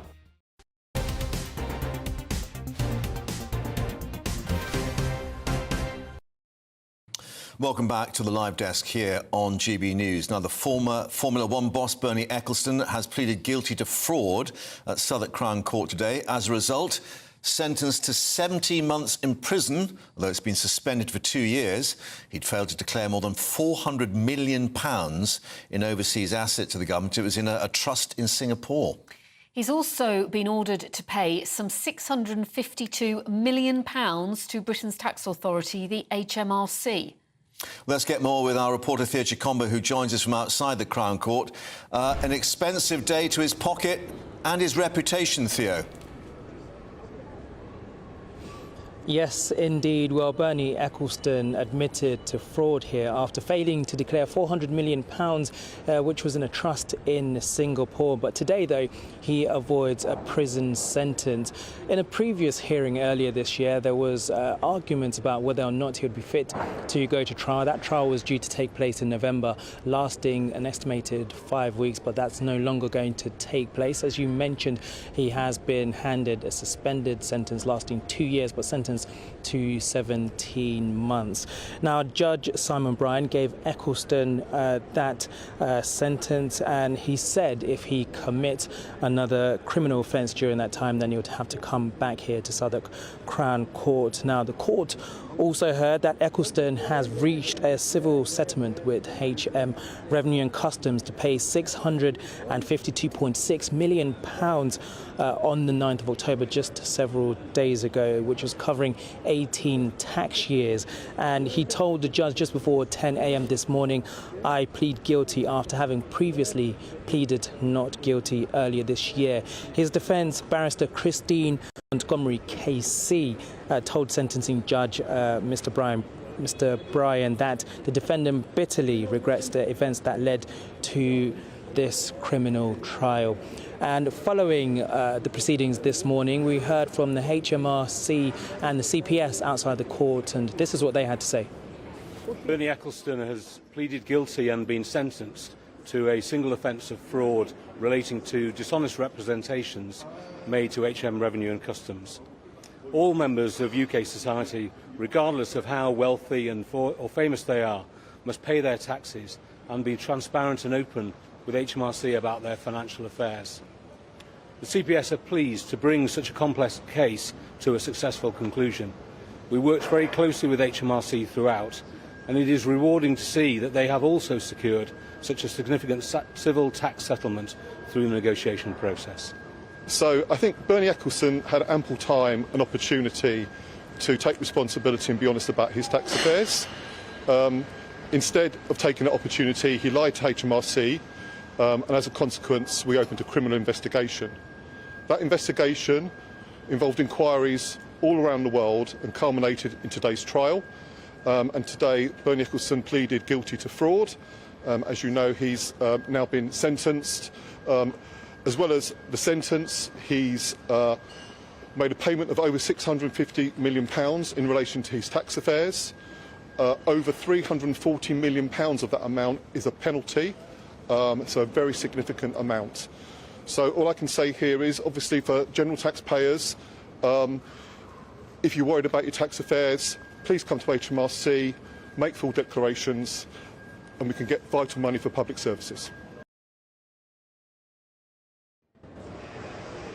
And it had been described as a long-lasting investigation, which not only was in this country, but across different parts of the world. And today, after he made his guilty plea, we heard from the prosecutor, Richard Wright Casey, who said the defendant had knowingly given an untrue or misleading answer to HMRC when he told them he had no further trusts outside the UK. And he said as of July 2015, Mr. Ecclestone did not know the truth of the position, so was not able to give an answer to the question. Mr. Ecclestone was not on how ownership of the accounts in question were structured, and the court also did hear about how he had said he wouldn't be benefiting from this money in those trusts, but it turned out that it would have benefited him. But just to reiterate, he has been handed a suspended sentence for 2 years here at Southwark Crown Court. And a big tax bill, as you're saying as well. Theo, thanks for updating us there at Southwark. Now, we had the situation earlier that Steve Barclay, the Health Secretary, doing the morning rounds, as they're called, had refused to confirm or deny reports that judges have been told not to jail some criminals due to our prisons reaching capacity. Suggestions that the government has sought to clear the court backlogs. Yeah, GB News understands that suspected offenders will be kept out on bail from Monday, but it will only be criminals not deemed a risk to the public. Well, our political editor, Christopher Hope, is here to go through this with us. We know there's huge pressure on the prison population. But one of the things I found astonishing was that there's plans to potentially rent cells from European countries because we're so full. Well, they haven't told us what they'll do about it, but we do know that there's an internal meeting with Lord Justice Edis, who's the senior president of the Crown Courts in England and Wales, and he spoke to them. Now, his spokesman won't say what was said. The Times reports, and it's been confirmed to me by sources, that they think that from Monday they can't send, they will have to keep people out on bail. These are low-level criminals, not rapists, not serious criminals, but low-level criminals will be kept out on bail until they can find space for them in the court system. Whether that means people are going to overseas courts, we don't know yet, and that's a whole different can of worms, frankly. But as things stand, there's a problem with jails being full from Monday.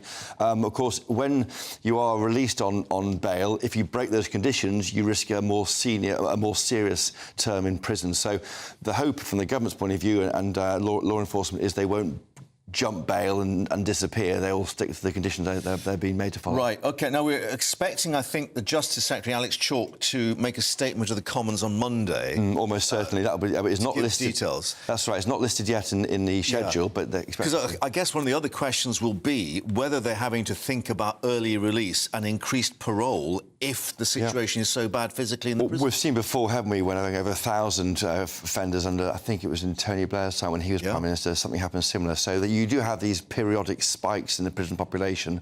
But, yes, it shows how, while the appalling situation in Gaza is happening, war in Ukraine, there are issues here we can overlook sometimes. Yeah. I was going to say that just to touch on the issue and be quite clear about it, because I think the Times newspaper was referring to rapists and burglars, which will be rather alarming to the public. That's right. We don't understand that is going to be the case. If they're a risk to other people, they stay inside them. Space will be found for them. It's those low-risk people, criminals and serious criminals, but not seem to be a risk to people. One thing that the Justice Secretary has been saying is that money is being ploughed in to the prison system. There are new prisons being built, he says. They're trying to find them. They often fall foul of planning rules. People don't want new prisons down the road. And getting more capacity into the system and updating the existing overcrowded nature of jails is an issue. We've seen issues with Wandsworth Prison and elsewhere. So they're trying to build more prisons. It's hard to do and it's slow. Yeah, and that's the other issue, of course. When you talk about Wandsworth, we saw the escape there, and now it does appear that they've got huge staffing problems. Yeah. Sometimes only 50% of the staffing that's needed turning up for work. Yes, indeed, and it's hard. So it's just that the system has been creaking for years. I mean, I was a Home Affairs editor for The Telegraph back in the noughties, and it was a big issue then. The big idea then that Jack Straw had was these super jails, jumping out with these line of sight, but they fell foul and when the Tories came in and austerity bit. But it's a perennial problem in this country. There's not enough jail space. Did we hear anything from Labour on this particular issue? I'm trying to think back. Don't recall that. No, but back then, certainly not this week at the party conference where I've been. Yeah, OK. Other things in the in-tray in the meantime. Yeah. But Alex Chalk will basically have to really answer some quite difficult questions on Monday. Well, that's right. I mean, when you run out of prison space, it's a problem. The duty of the Justice Secretary is to keep us safe and make sure the right people are locked up. If they can't be, is a problem. Christopher As Hope. ever, thank you. Thank you. Yeah. Now, well, left so many of us distraught this. The famous Sycamore Gap tree, which was, well, effectively destroyed. And today it is being removed from Hadrian's Wall 2 weeks after it was chopped down. So there will be a gap because a crane will lift the remains of the 50-foot-high tree off the wall. People being urged to avoid the immediate area when that happens. But experts, they say, hope to keep the trunk in situ there, basically for any growth to re-emerge, and also perhaps to take from the tree some seeds, then to get seedlings to take. Let's get the very latest at the scene in Northumberland with our reporter, Tony Maguire. Tony, this is going to be quite a delicate operation, because I guess they've got to make sure that the wall itself is not damaged further. Yeah, that's correct. Afternoon, Mark and Pip. Certainly the whole day so far, we're now approaching 2 o'clock in the afternoon. Since about 8 o'clock this morning, the checks have been ongoing, first on the crane and then on the road for the crane to get here. Of course, the Hadrian's Wall, a proper consultation of the condition of the wall will be explored later in the year.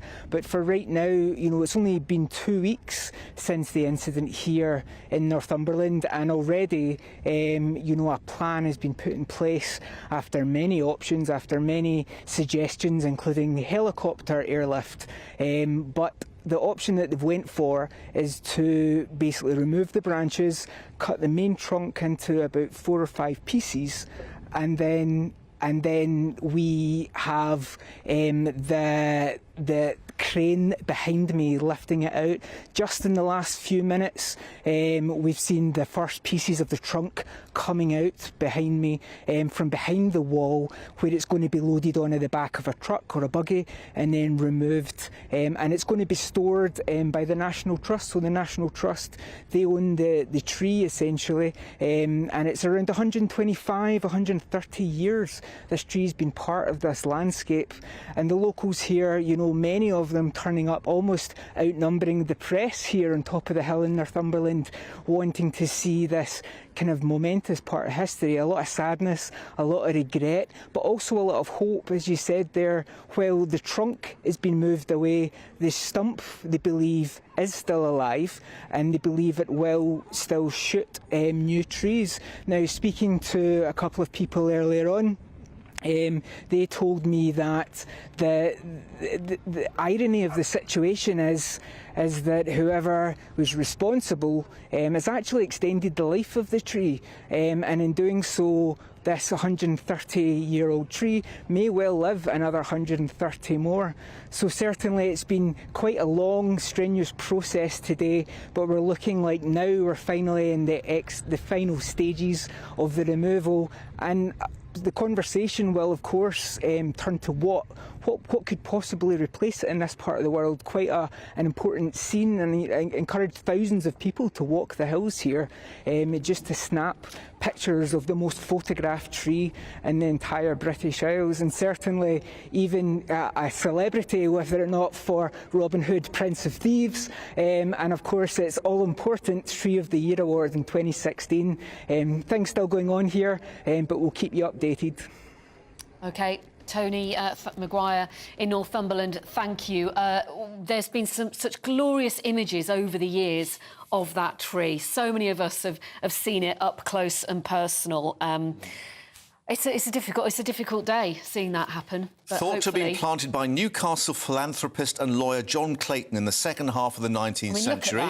But we're learning that part of the process as well, just to put a positive note in, they're going to examine the tree in detail to actually get an exact date as to when it started. Christopher, you've got an insight on this as well. Well, I've actually walked past. I walked across Britain once, and I walked past that tree. It's very emotional seeing it when you're a bit. Yeah.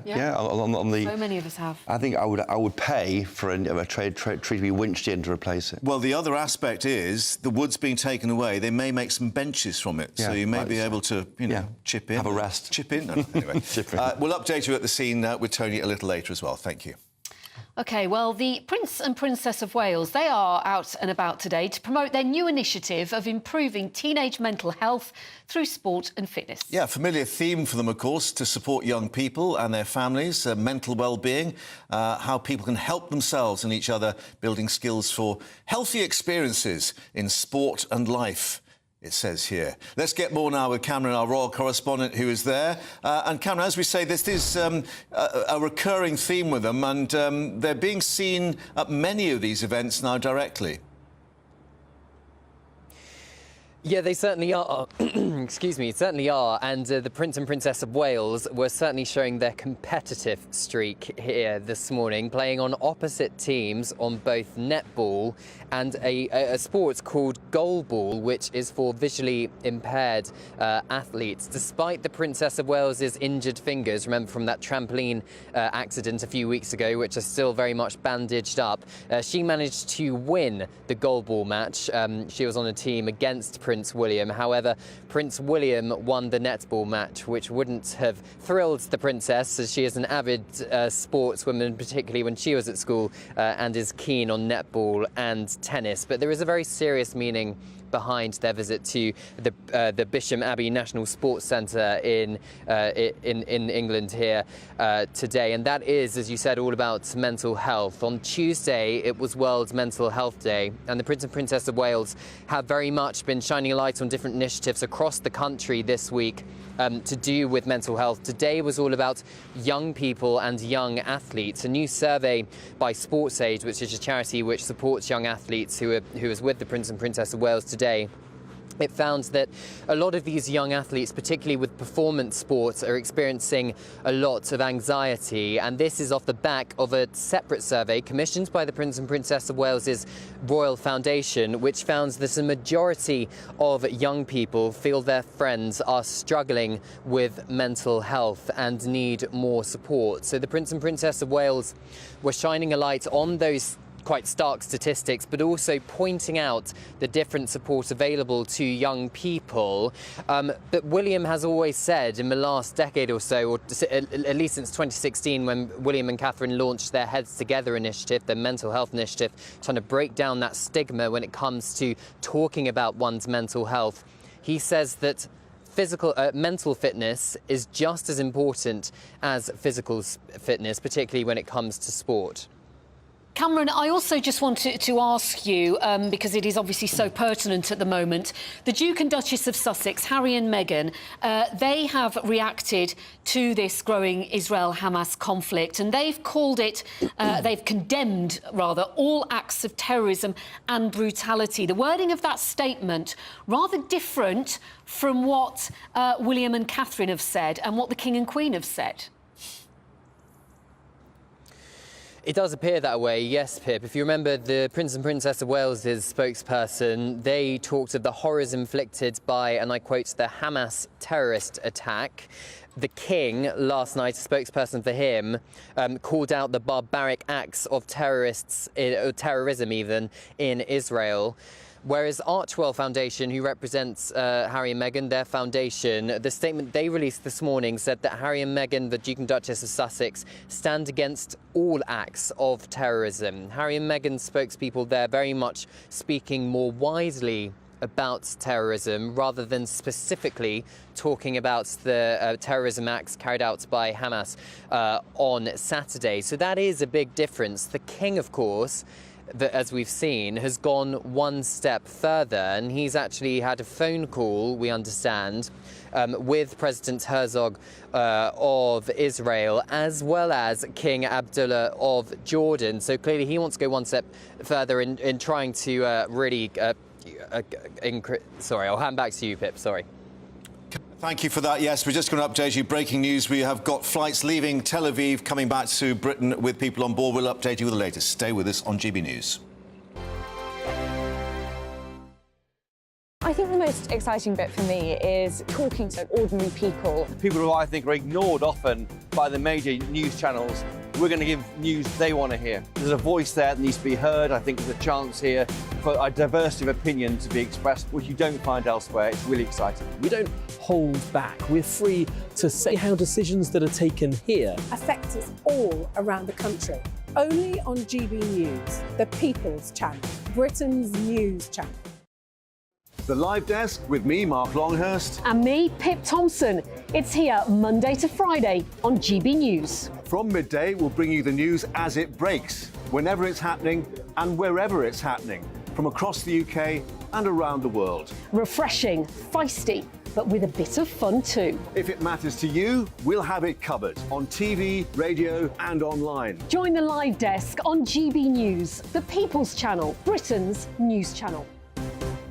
So Jubes and Kerr, we tackle the issues of the day with real, robust debate, both sides of the fence, battling it out with me in the middle with my forthright opinions and views. And often really interesting things happen because you start with a position and then by the end of the debate you find actually, well, I might not have thought about that one. What we need in this country is two new political parties. You should maybe think about doing a 2024 calendar. I'm Michelle Dewberry and I'm keeping you company right through until 7 o'clock this evening. GB News, the People's Channel, Britain's watching. Join us every night on GB News at 11 p.m. for Headliners, which is 3 top comedians going through the next day's news stories, which is exactly what you need, because when the establishment has gone crazy, you need some craziness to make sense of it. Headliners. You don't have to bother reading the newspaper. We've got it covered for you. Every night at 11 p.m. and repeated every morning at 5 a.m. We won't send you to sleep like some of the other paper review shows out there. So join us 11 p.m. every night on GB News. The People's Channel, Britain's news channel. Join me, Camilla Tominey, on Sunday mornings from 9:30, taking the politicians to task and breaking out of SW1 to see how their decisions are affecting you across the UK. Bursting the Westminster bubble every Sunday morning, only on GB News, the People's Channel. Britain's watching. Every Sunday from 11, join Michael Portillo. There will be topical discussion, looking at the week before and the week to come. So kick back and relax at 11 a.m. on Sundays on GB News with me, Michael Portillo. GB News, the People's Channel, Britain's news channel. I'm Andrew Doyle. Join me at 7 o'clock every Sunday night for Free Speech Nation, the show where I tackle the week's biggest stories in politics and current affairs with the help of my 2 comedian panellists and a variety of special guests. Free Speech Nation, Sunday nights from 7 on GB News, the People's Channel, Britain's news channel. Nightmare commute. Kick it up a gear with me, Patrick Christie's, at drive time, 3 till 6 p.m, Monday to Friday on GB News Radio. You can listen online and on DAB+, on the smart speaker app and on the GB News app.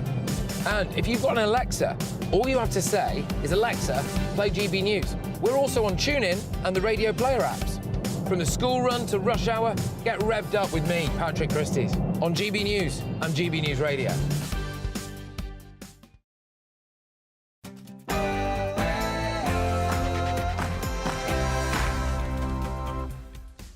Good afternoon, it is 2 o'clock. This is the Live Desk here on GB News. Coming up this Thursday lunchtime. US Secretary of State Antony Blinken says the US will always stand with Israel, as the new government there says the siege of Gaza will not end until hostages are released. He's now meeting the President, Herzog. This is what he's having to say. That meeting taking place, we will bring you the details of that. Plus, as multiple funerals take place in Jerusalem and families of hostages around the world send urgent pleas for their release, the Foreign Office has announced that flights are being sent today to Tel Aviv for British nationals trapped in Israel. In other news, the Prince and Princess of Wales continuing their initiative for positive mental health. They visited a sports facility championing mental fitness.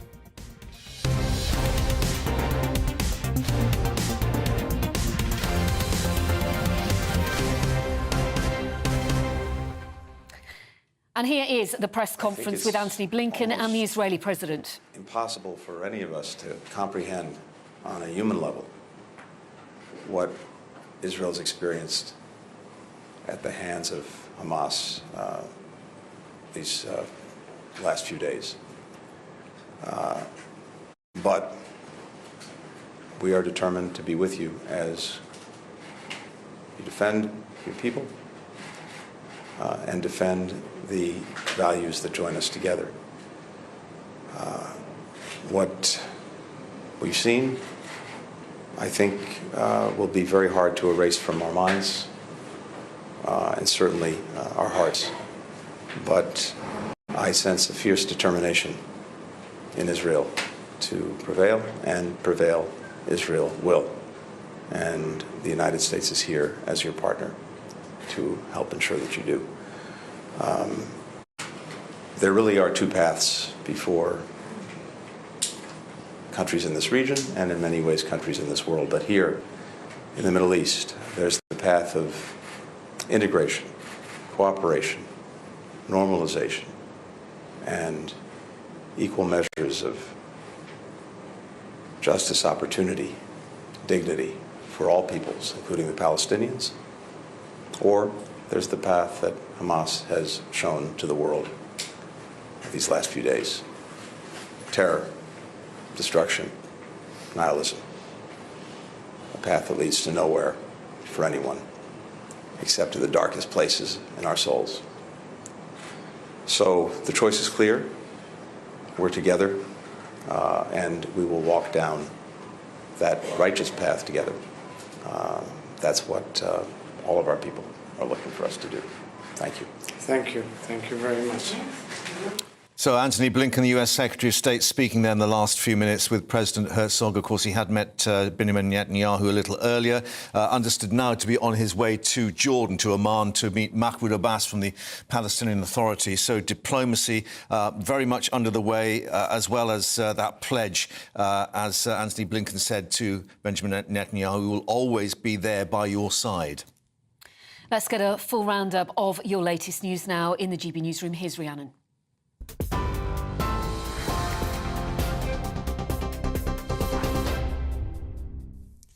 Pip, thank you. Good afternoon. It's 3 minutes past 2. Your top stories from the GB newsroom.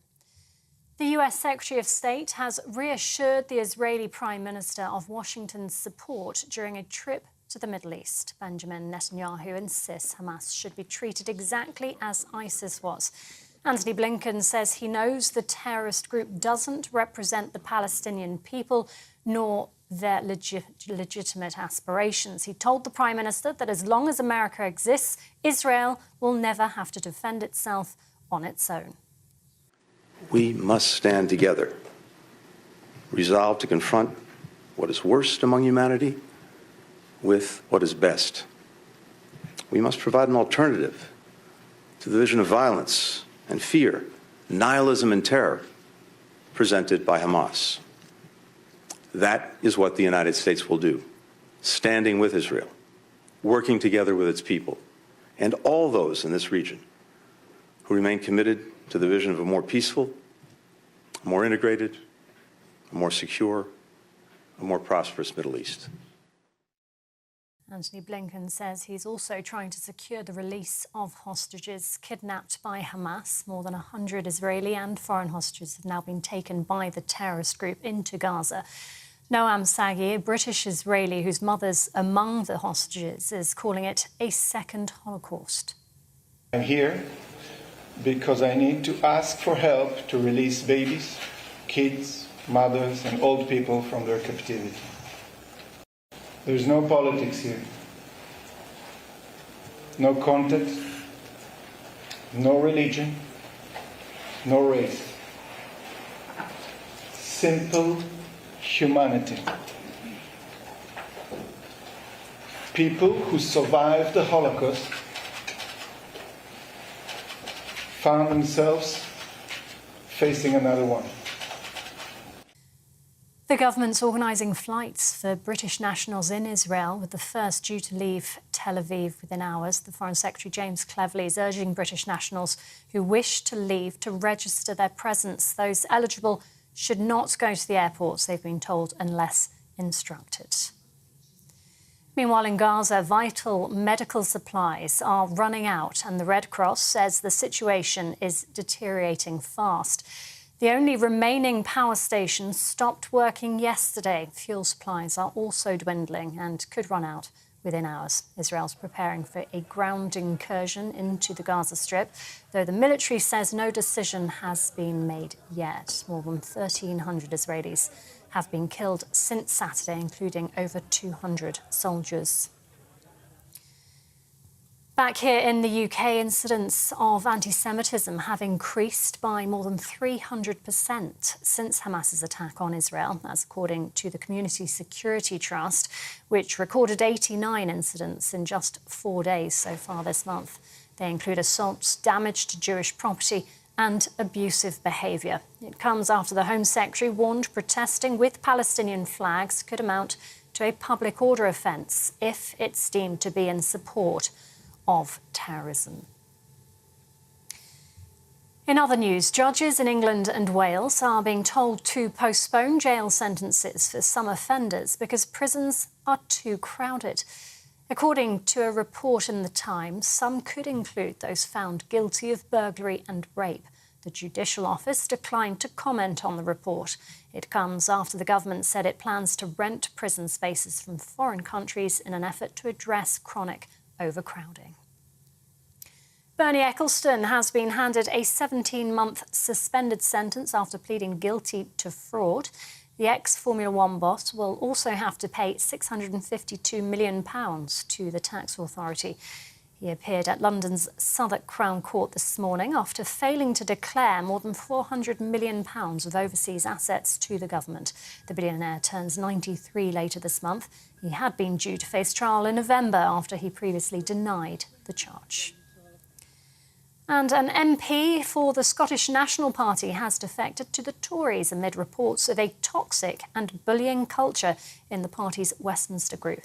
Lisa Cameron's defection comes as she was facing a selection battle to be the candidate for a seat in the west of Scotland. She says she's a victim of group bullying at Westminster and has suffered panic attacks as a result. Prime Minister Rishi Sunak says he's delighted Ms Cameron's joined the Scottish Conservatives. This is GB News across the UK on TV, in your car and digital radio, and on your smart speaker by saying play GB News. Now it's back over to Mark and Pip.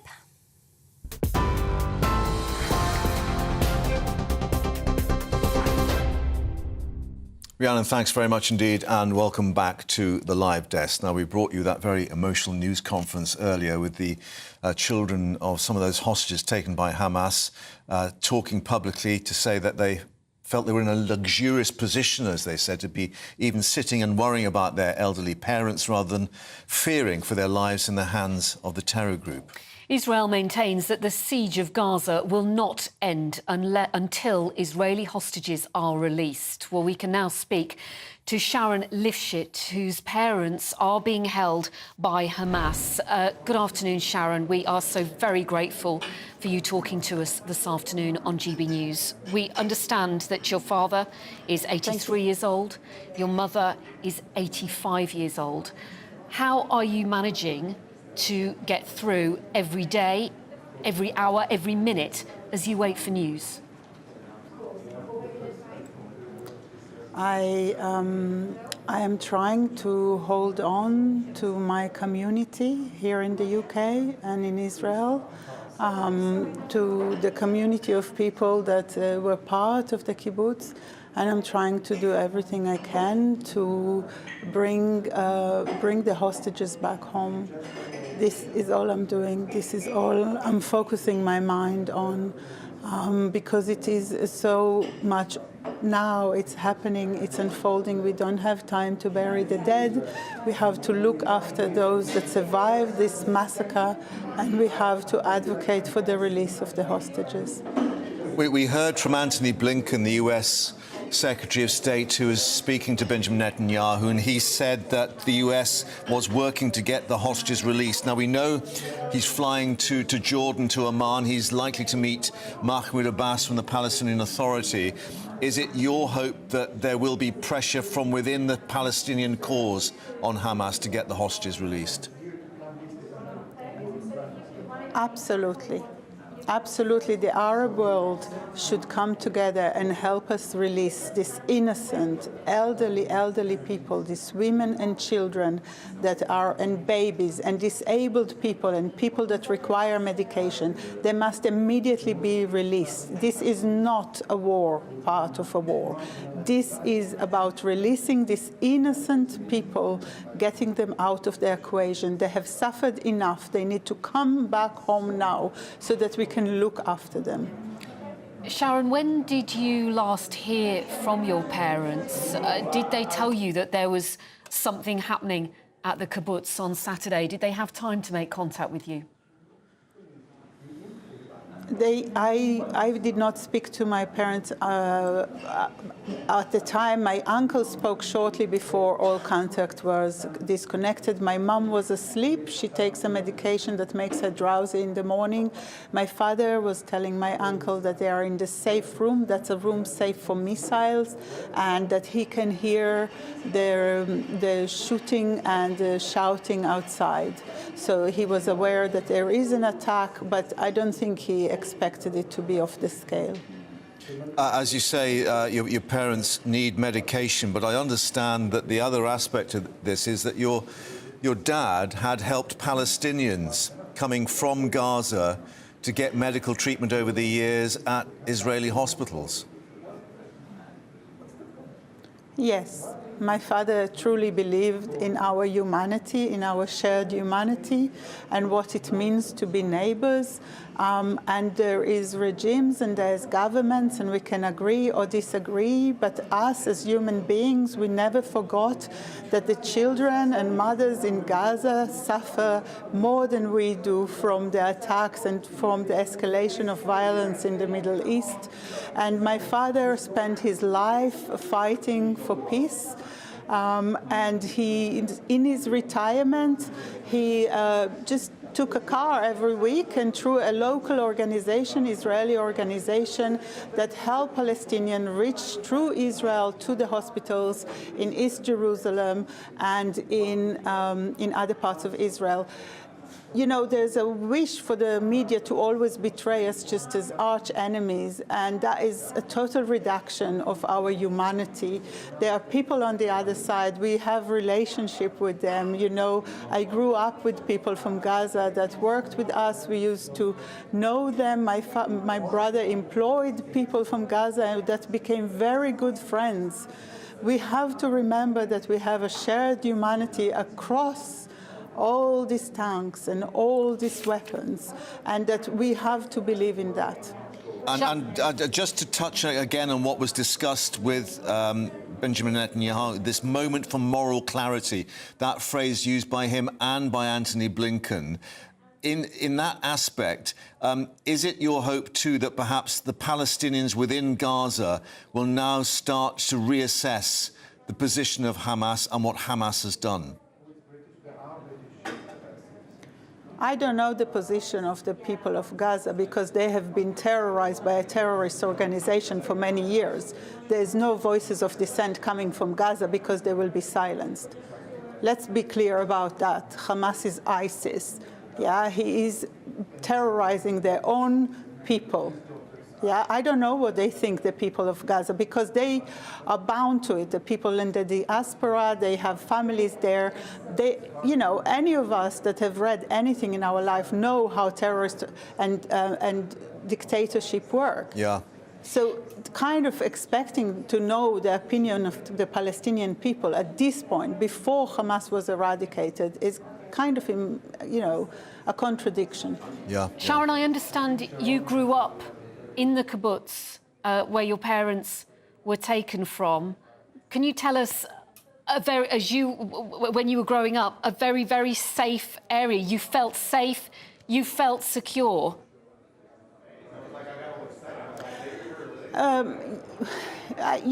Anybody working on the street of New York might not feel totally secure either, or Hackney, or Sheffield. But we did feel secure, yes. We were used to being on a border, and, in '87, after the first Intifada, we no longer went to visit the beaches in Gaza, and things have changed, but we did feel that the army was there protecting us. And in terms of protecting the hostages, I gather some 95 families have now been contacted by the IDF to say that they believe the families or the individuals are being kept in Gaza itself. What are your thoughts on what may happen with a ground incursion? Should there be efforts to get the hostages out first? Absolutely. My whole community is there. What can I say to you? My friend's daughter is there. My neighbor's 3 children are there. What am I going to tell you? No, let's go for it. Is it kind of like something like a game in which I can kind of stand here and tell you that my friend's daughter is less important than my son? But is that the calculation perhaps that Hamas have made? I am not Hamas. I don't know their calculation. We can speculate about it, but I am here to remind you that there is only for my community, we know of more or less 80 people that are missing, presumed kidnapped. We have no knowledge of their whereabouts after that moment. They are the focus of all of this. Yeah. Let's be clear. There's no focus. I'm here, standing here with you today because I'm advocating for these missing people.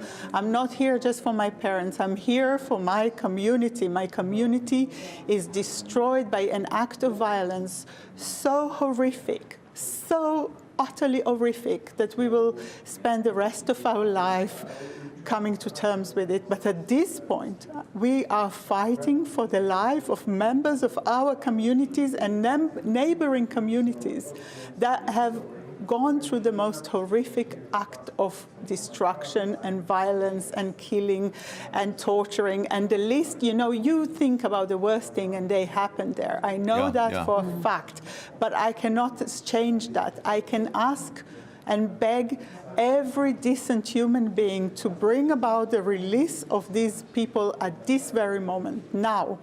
This is what we can do now. We can try and act together, and I call on all the leaders of the Arab world, of the Western world, of China, I am begging for everyone to come together and bring back the safe return of these people. Sharon Lifshitz, you are so brave. We wish you all the very best, and we are sending you love and strength to you and your families and your friends. Thank you very much. Thank you so much for talking to us this afternoon here on GB News. And of course, we will keep you updated with the diplomatic moves. As we say, Antony Blinken, who said that the United States will be trying to secure the release of the hostages, now travelling to Jordan, to Amman, to meet with Mahmoud Abbas of the Palestinian Authority, and also, we believe, to the King of Jordan to try and open some kind of lines of communication. In a moment, we will be taking you live to Tel Aviv, where the British government has announced today that British nationals will be being brought home. A flight will be leaving Tel Aviv in the next few hours. You're with the Live Desk. Stay with us.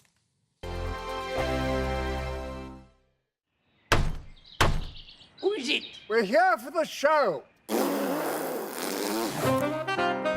More energy this time! Welcome to the Dinosaur Hour. I was married to a therapist. And you survived? I thought we were getting Hugh Laurie. Second best. You interviewed Saddam Hussein. What's that like? I was terrified. I'm playing strip poker with these three. Oh! No, thank you. My CDs need to be put in alphabetical order. Are you going to be problematic again? The Dinosaur Hour. Sunday, the 29th of October at 9 on GB News. What you get for breakfast is something that, if we do our jobs right, you will wake up to news that you didn't know the night before. It's a conversation. It's not just me and Eamon. We want to get to know you, and we want you to get to know us.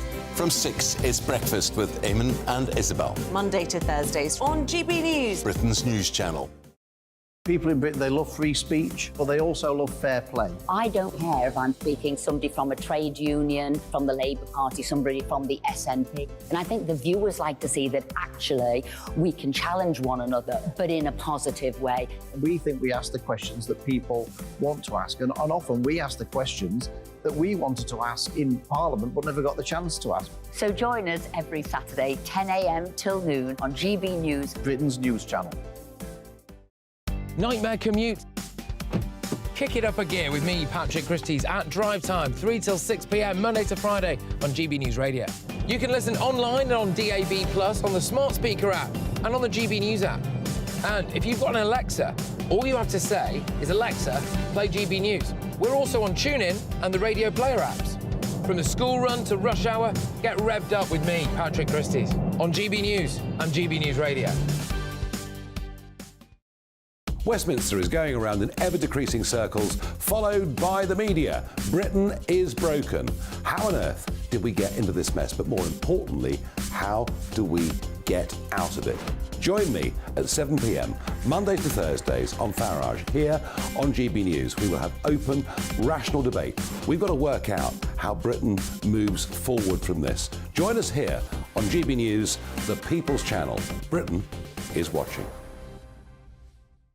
Join me, Andrew Pearce and Bev Turner, Monday to Thursday, 9:30 a.m. Who benefits from that? Not the British public. And on Fridays, join us, Tom Harwood and Ellie Costello from Britain's Newsroom. That's what you get with this show. That's fantastic. If it's happening, we're talking about it on Britain's Newsroom. GB News, Britain's news channel. GB News, unlike other broadcasters, isn't obsessed with the London-Westminster bubble. We think there's a nation beyond the M25, and that's why we talk about the issues that matter across the land. Join me on State of the Nation, 8 to 9 o'clock, Monday to Thursday, on GB News. Daisy's listening, and you should too. Now then, Lee Anderson here. Join me on GB News on my show, The Real World, every Friday at 7 p.m. I'm not eating bloody cat. Are you Delicious. mental? Open your mouth. OK, here comes a train. Reminds me of the scene in Singing in the Rain. Adam, is that a good one? Whoa! Join me at 7 on GB News, Britain's news channel.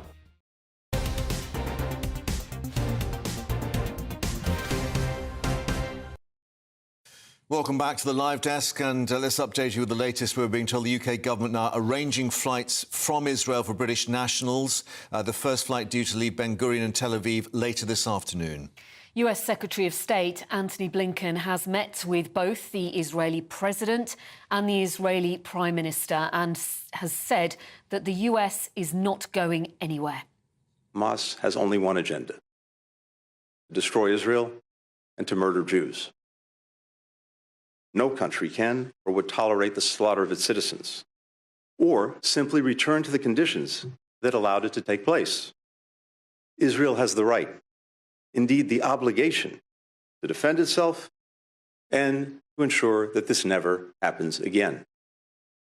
Well, Mr. Blinken is going some. He's heading now to Amman in Jordan to speak to Mahmoud Abbas from the Palestinian Authority and also the Jordanian king, we understand, as diplomacy is well on the way. However, indications, too, of a massive build-up on the border between southern Israel and Gaza with armoured columns there. Let's get more now from Tel Aviv and our news reporter, Charlie Peters, who's assessing the situation. And, Charlie, the complicating factor, as we've just been discussing with one of the daughters of the hostages, is what they do about the, well, 95 up to 130 maybe hostages who are still in Gaza.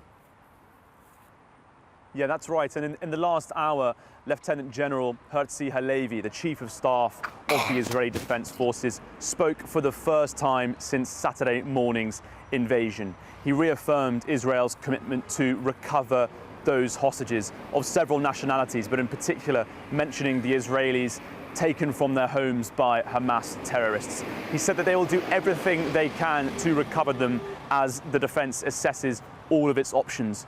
Interestingly, Lieutenant General Halevi also made reference to the fact that he acknowledged the intelligence and security failure on Saturday, but said that now is the time for war. Investigation can come later. He said that Hamas, who were responsible for this violence and had started this latest round of conflict, was doomed.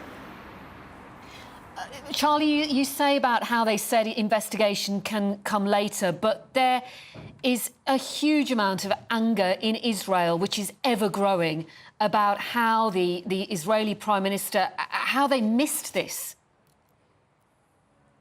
That's right, and I think some in the Israeli establishment have tried to describe the attacks since Saturday as Israel's 9/11, drawing an analogy to the moment of sudden political unity that swept over the United States in 2001 after those attacks. I don't think it's quite the same based on the conversations I'm having here. The atmosphere is, of course, one of terror and fear and uncertainty. But the government was already in quite a controversial place before these attacks, and that situation has really reaffirmed the concerns that people have about whether or not Netanyahu, who describes himself as Mr. Security, really is the person to ensure that that security is delivered. However, on the other hand, where I am here, this activist centre for volunteering and providing supplies, it's being run by the same groups that just last week were actually protesting against the Israeli government. They were protesting in particular about its interventions, proposed interventions into the judiciary, which has been caught in via the religious Zionism part of the government, the most right-wing part of the government at the moment. But they've put that all aside and they've decided to come up and step up in support of civilians and the military and the state in general during this existential threat to the country. And indeed, that sort of replicated at the very top of government with this new war cabinet, this new government as such. Benny Gantz, who was the opposition party leader, former general, now at the top table. So are there indications, are there reflections there that perhaps this will mean a different approach in dealing with the whole situation? Well, as a war cabinet, I think people are expecting it just to continue to do what they expect the state to do in the first place, but now with a sense of solidarity, which the country needed after last week's and, well, many months preceding the disturbances, the political disturbances that were going on and the internal strife that was happening politically here. That's the main benefit, I think, of that war cabinet, that united government. When I asked people last night in Tel Aviv how they felt about the situation here, I said, are you happy about the unity government? That's the first question I asked someone. They said, happy's the wrong word, it is what it is and we need it. That's the situation. It's an acceptance of the state of affairs.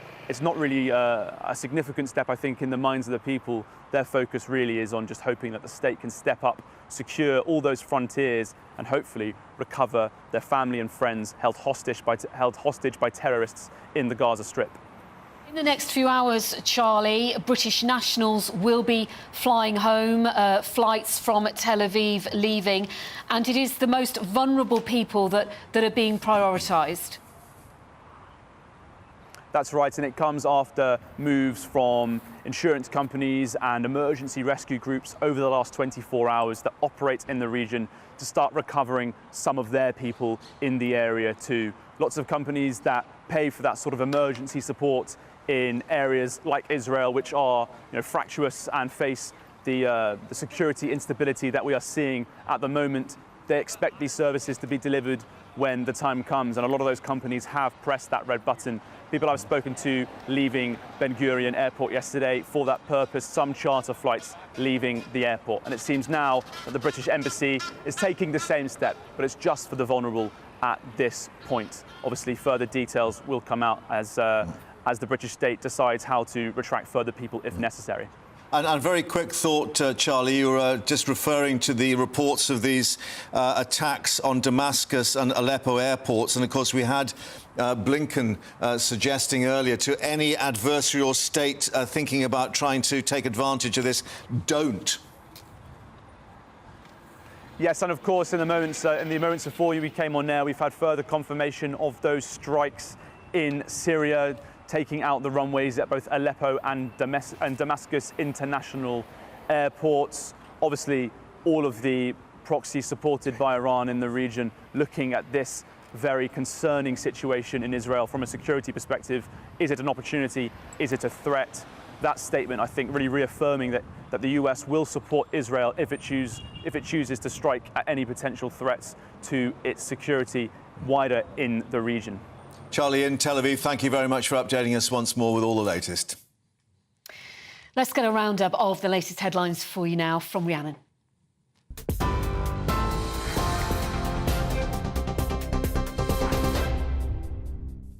Good afternoon. It's 2:30. Your top stories from the GB newsroom. The government's organising flights for British nationals in Israel, with the first due to leave Tel Aviv within the next few hours. The Foreign Secretary, James Cleverly, urged British nationals in Israel who wish to leave to register their presence. Those eligible are being told not to go to the airports unless instructed. The US Secretary of State says he's trying to secure the release of hostages kidnapped by Hamas. In a show of solidarity with Israel, Antony Blinken met with Israel's Prime Minister and President. He'll also hold meetings with regional leaders, including the Palestinian president. More than 100 Israeli and foreign hostages have been kidnapped by the terrorist group and taken into Gaza. In other news, judges in England and Wales are being told to postpone jail sentences for some offenders because prisons are too crowded, according to a report in The Times. Some could include those found guilty of burglary and rape. The Judicial Office declined to comment on the report. It comes after the government said it plans to rent prison spaces from foreign countries in an effort to address chronic overcrowding. And an MP for the Scottish National Party has defected to the Tories amid reports of a toxic and bullying culture in the party's Westminster group. Lisa Cameron's defection comes as she was facing a selection battle to be the candidate for a seat in the west of Scotland. She says she's a victim of group bullying at Westminster and has suffered panic attacks as a result. Prime Minister Rishi Sunak says he's delighted Ms Cameron's joined the Scottish Conservatives. And you can get more on all of those stories by visiting our website, gbnews.com.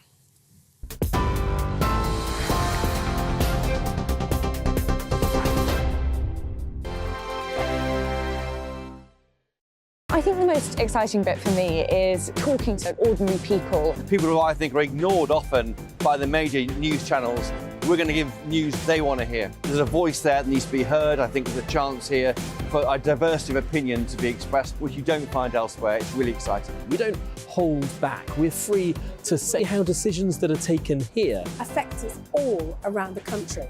Only on GB News, the People's Channel, Britain's news channel.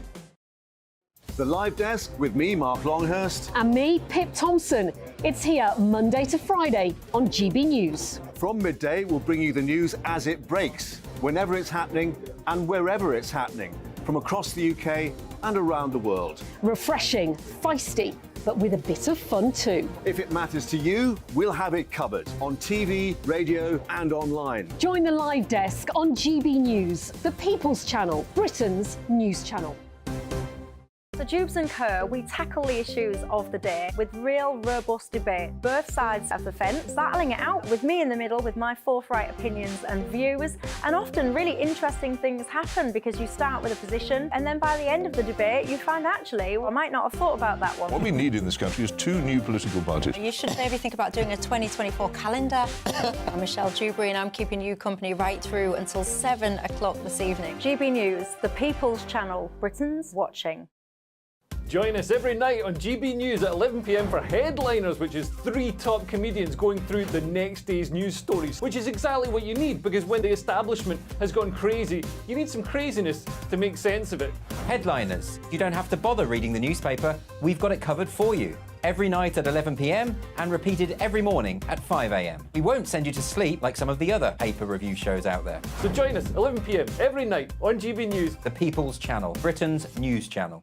Join me, Camilla Tominey, on Sunday mornings from 9:30, taking the politicians to task and breaking out of SW1 to see how their decisions are affecting you across the UK. Bursting the Westminster bubble every Sunday morning, only on GB News, the People's Channel. Britain's watching.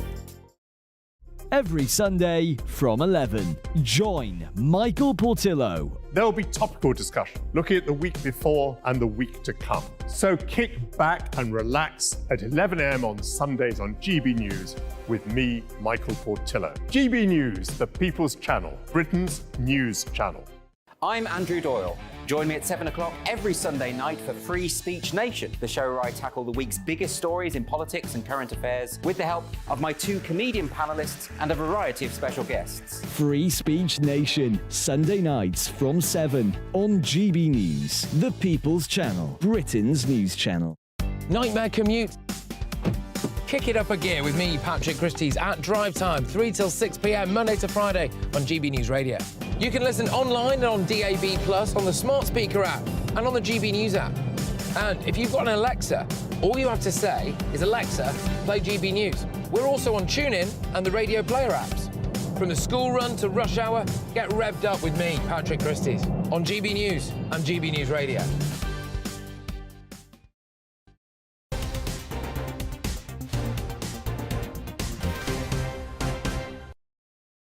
And welcome back to the Live Desk. Now, the former head of Formula One, Bernie Ecclestone, has pleaded guilty to fraud at Southwark Crown Court earlier after failing to declare more than £400 million in overseas assets to the government.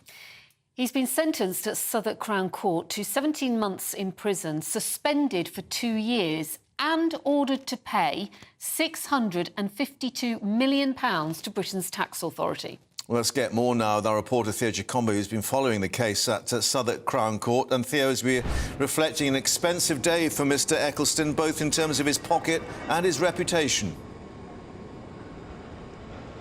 Yes, that's right. Well, the former Formula One boss was today handed that 17-month sentence, but suspended for 2 years. Now, he had come under a long investigation, which has been described as complex and worldwide. Now, here at Southwark Crown Court today, Judge Simon Bryan gave Ecclestone that 17-month sentence, suspended for 2 years, meaning he'll only go to jail if he commits another criminal offence during that period. Now, the court also heard that Ecclestone reached a civil settlement with HM Revenue and Customs to pay £652.6 million on the 9th of October, which is covering 18 tax years. And he told the judge, I plead guilty just before 10 o'clock this morning, after having previously pleaded not guilty earlier this year. Now, we also heard from his defence barrister, Christine Montgomery Casey, who said this. She told the sentencing judge that her defendant bitterly regrets the events that led up to this criminal trial. He was due to stand in trial next month, which was estimated to last around 5 weeks. But after the proceedings today, we heard from both the CPS and HMRC outside Southwark Crown Court, and this is what they had to say. Bernie Ecclestone has pleaded guilty and been sentenced to a single offence of fraud relating to dishonest representations made to HM Revenue and Customs. All members of UK society, regardless of how wealthy or famous they are, must pay their taxes and be transparent and open with HMRC about their financial affairs. The CPS are pleased to bring such a complex case to a successful conclusion. We worked very closely with HMRC throughout, and it is rewarding to see that they have also secured such a significant civil tax settlement through the negotiation process. So I think Bernie Ecclestone had ample time and opportunity to take responsibility and be honest about his tax affairs. Instead of taking that opportunity, he lied to HMRC, and as a consequence, we opened a criminal investigation. That investigation involved inquiries all around the world and culminated in today's trial. And today, Bernie Ecclestone pleaded guilty to fraud. As you know, he's now been sentenced. As well as the sentence, he's made a payment of over £650 million in relation to his tax affairs. Over £340 million of that amount is a penalty, so a very significant amount. So all I can say here is, obviously, for general taxpayers, if you're worried about your tax affairs, please come to HMRC, make full declarations, and we can get vital money for public services. Advice there from the taxman, but Theo, let's reflect. No reaction, as I understand it, yet from Bernie Ecclestone, of course, who's normally quite garrulous. Yeah, we had asked just before it came out, are you going to give a statement? And he didn't do that in the end. As we've seen in previous hearings, he comes out and goes into his car. He was with his wife and representatives here today at Southwark Crown Court, and they quickly went away not too long after the proceedings were over. But we did hear from the prosecutors who said Ecclestone made untrue or misleading representations to HMRC at a July 2015 meeting when he said established only a single trust in favour of his daughters Deborah, Tamara and Petra. And according to the charge, he had told HMRC he was not the settler nor beneficiary of any trust in or outside of the UK. But as we know now, Ecclestone was charged when investigators uncovered evidence he stood to gain from that arrangement. But it's worth pointing out that he is 92 years old. He's due to be 93 this month. His birthday is coming up. While he has had to pay a large bill for his tax in the last 18 years or so, perhaps it's a welcome move for him this week. Theo, thank you very much indeed for updating us there at Southwark Crown Court. Thanks. Now, perhaps Tinsy Winsy bit of good news this lunchtime, because the UK economy, that much, grew by 0.2% in August, according to the latest official figures from the Office for National Statistics. Well, Chancellor Jeremy Hunt saying that last month's GDP growth showing resilience. What does it say about the state of the economy and, indeed, the future direction of interest rates? Let's get more with our economics and business editor, Liam Halligan, with On the Money. Hang about Tinsy Winsy. Surely teeny weeny. That's that much. And about Tinsy Winsy. There's nothing wrong with Tinsy Winsy. Is there some kind of north-south divide? Dictionary. Or Tinky Winky, which is the Teletubbies. You two. Anyway, OK. 0.2%. Good, bad or indifferent? Better than we expected, given that last month, or the month before, GDP actually contracted. Let's have a look at the numbers, and then we can argue about the precise pronunciation of teeny weeny, tinsy wincy, yellow polka dot bikini. Yeah, get on with it. Whatever it is.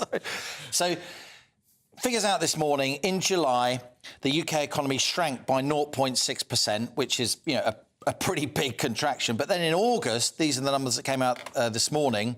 They come out with a delay. GDP actually grew by 0.2%. So the economy's on a kind of roller coaster. Gross domestic product, the overall size of the economy is going up and down. In August, it was the service sector that grew, so that's professional services, restaurants, hospitality, the things that the UK does so much of. That accounts for about 80% of our economy. But production, actually making things, that dropped by 0.7%. That's because firms aren't investing much in actual stuff. There are still some supply chain issues. So, look, the economy's on a roller coaster. We are not in recession. The economy isn't contracting for 2 successive quarters, so 6 months in a row. Unlike in Germany, brings me no pleasure to say that. We need the German economy to do well. It's the locomotive of Europe. But what I would say is that because growth is actually still quite subdued, the Bank of England may think again before it raises interest rates. Yeah. And increasingly, economists are starting to agree with the likes of me, who's been saying maybe interest rates have peaked. Maybe we may not get another interest rate rise. Indeed, didn't we have a member of the MPC, the Monetary Policy Committee, using a phrase flatlining? Yeah, so that's Swati Dhingra. She's a very distinguished trade economist at the London School of Economics. And I often rail on this programme and in my newspaper columns about the lack of groupthink going on the on, MPC, the Monetary Policy Committee. These, of course, the 9 economists who decide what interest rates are. They have 8 meetings a year. That includes the Governor of the Bank of England, Andrew Bailey. But I would say Swati Dhingra, of all of them, she is the most intellectually independent. And she, for some time, has been saying, don't raise interest rates anymore. You're going to hammer the economy too much. Don't raise interest rates anymore. And so she's unusually spoken out now before the next interest rate decision to say, look, guys, we really need to hold interest rates. Yeah. And that would be good news for mortgage holders and also those with personal debt and firms. But the bad news being that in terms of inflation and indeed growth, therefore, it's this fuel price and what that's going to do to us. So the US inflation number for August has just come out, and it's 3.7%. Crikey, if we had 3%, we're up at 6.7%. And why is inflation in the UK less than here? Well, they've got a very dynamic economy. Why is inflation less in the US than here? Because they've got really cheap energy compared to us. Electricity in the US for households and firms, half the price of what it is here. Why is that? Because the US has become an energy-producing superpower since it started fracking. You know, so many people, we don't want fracking, we don't want fracking. But you end up with cheap electricity or cheaper, and so your economy grows and you have less inflation. And of course, I said this when I was at the recent Labour Party conference. Gas prices have gone up by 35% in the last week. Wholesale gas prices here in the UK. Oil prices are up sharply, not least because of OPEC, the exports cartel, and the atrocities in the Middle East. I was going to ask your view on that and the fallout and what may happen in the bigger Middle East and some sort of conflagration. This is really going to really stoke prices, perhaps, if things go bad. Potentially. So many of us have assumed that, last winter energy prices were terrible because it was the aftermath of the war in Ukraine, and obviously Russia, a huge energy producer, sanctions on Russian oil and gas exports and so on, sent international energy markets haywire and so on. And we did have really high energy prices last winter.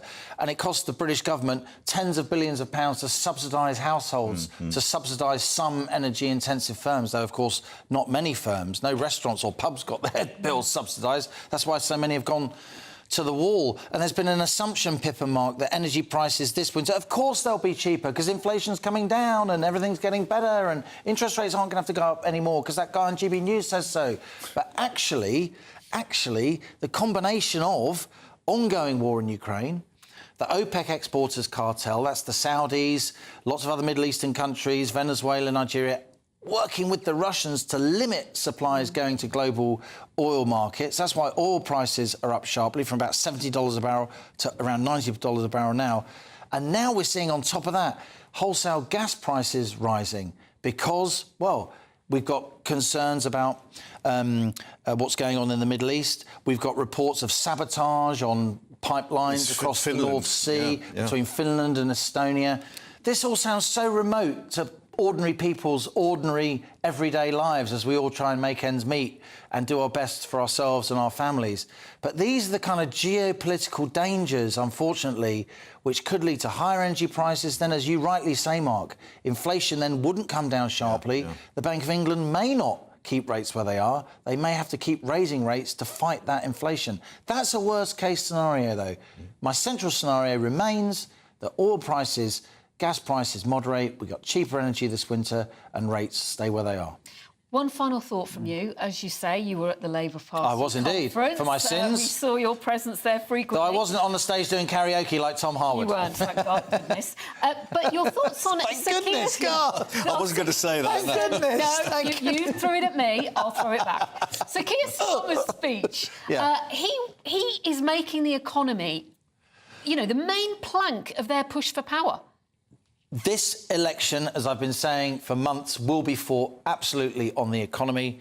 As Bill Clinton's chief strategist said back in the 90s, it's the economy, stupid. It's what people really, really care about. More than, you know, what a woman is or more even than immigration.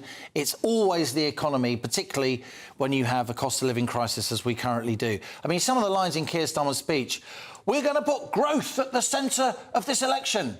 He sounds like Liz Truss. So it will be on the economy. If inflation comes down, if growth comes back, the lead that Labour have over the Tories will narrow. Right. If the cost of living crisis goes on, then that's going to play into Labour's hands. Very last quick thought. Does that mean that actually Rachel Reeves' speech and her performance is actually more important than what we heard from Keir Starmer? I think certainly she got a lot of attention. Yeah. It's interesting they put them on separate days. Yeah. I mean, Keir Starmer gave a decent speech and, you know, I think on balance, though it was a ghastly security breach, getting all that glitter thrown over him, it was a headline writer's dream, you know, Starmer sparkles at Liverpool and so on. But I think the speech Rachel Reeves made actually cut through more because she came across as competent. It was long on rhetoric for the sort of left of the Labour Party, you know, hammering private schools, hammering wealthy non-dom residents here in the UK. But crucially, financial markets saw she wasn't making big spending pledges. She was responsible. Sterling didn't move. And in that sense, boring is what Labour needs to be. Boring is good, yeah. Liam, thank you. Go and practice your singing in the shower. Let's take you to Northumberland because it was so upsetting, wasn't it? This famous sycamore gap tree, which was chopped down. Well, today it is being removed, what's left of it, from Hadrian's Wall 2 weeks after being illegally felled in what was described as a deliberate act of vandalism. Yeah, they've moved a huge crane in to lift the sections of the 50-foot-high tree and trying to then avoid the damage to the wall itself. So this was a pretty careful and perilous operation. You can see they cut the limbs off the main trunk there before moving that. And the hope is that the wood itself there in that main trunk might be used by the National Trust to make some furniture or at least a bench, and that might be returned to the place as well. So lots of plans for the National Trust to consider. GB News' reporter Tony Maguire is in Northumberland for us. And some people, Tony, will say, well, it's only a tree. But my goodness, it represented so much more of that. So many people had their photo taken. I mean, an absolutely glorious sight for decades. It's tough seeing this today, but hopefully there is some hope as well for the tree. Yes, that's correct. I mean, certainly I think that the turnout today, just from locals and even from some a little further afield who have come to almost say a final farewell, it was a few times it came up today that saying goodbye to this tree, this 130-year-old behemoth which towered over Hadrian's Wall, was a bit like saying goodbye to kind of a family member, someone that had been in your life for so long, but, you know, looking forward to what would be left behind and where to kind of go from here. Now, two of the people that I spoke to earlier on today from the National Trust and also representing the Northumberland National Park Service, they told me about kind of their ideas about looking for the future. Let's listen. The tree's not dead, we believe. Whoever did this has effectively coppiced the tree, which is actually an old traditional woodland activity. So the stump should regrow as long as we can keep grazing animals off it. So there's a silver lining there, and effectively it's extended the life of the tree. The tree, we think, is about 120, 130 years old, and we'll be able to confirm that because we've been able to get a sample off to be analysed, which should give us the story of its life. Ideas about what might happen in the future. Everyone's trying to keep an open mind. We've had so many positive suggestions, but what I am assured of is that the respect people held for this tree is going to be how the tree is treated, and it would be nice to think that the tree can continue to tell its story into the future somehow.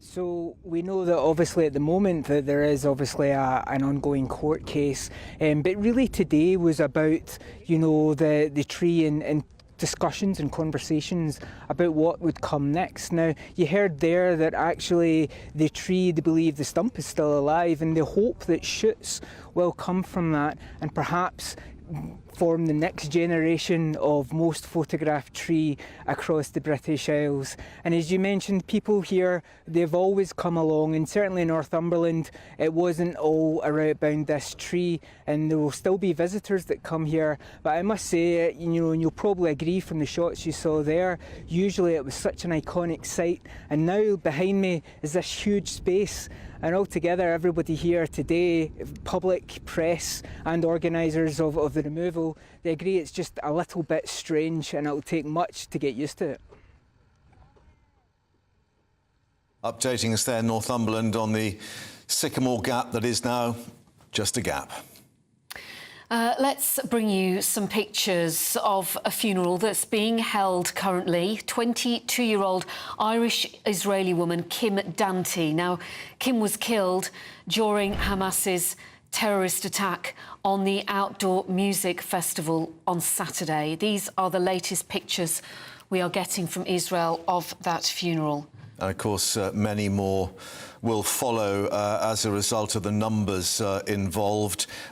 Just in total, the latest assessments, not exact numbers, more than 1,300 Israelis have died and 1,354 dead in Gaza, with another 6,000 wounded. So the human toll, the human cost of this continuing to rise, and an indication that some 95 hostage families have been told that their relatives have been taken into Gaza, so a terrible time for them as well. But the latest we're getting from the Foreign Office here is that there will be a flight leaving Ben Gurion Airport in Tel Aviv with Britons on board in the coming hours this afternoon. Those pictures you are looking at are of the funeral of Kim Dante, and her sister paid tribute to her, saying it was the killing of our angel, our flower, Kim, my blood, who was murdered by the cursed terrorists. And on the wider picture, we've got Antony Blinken, the US Secretary of State, now flying to Amman in Jordan to meet Mahmoud Abbas, and we think the King of Jordan as well, to try to develop any kind of diplomatic channels to end the conflict. We'll have all the latest for you on GB News. Stay with us.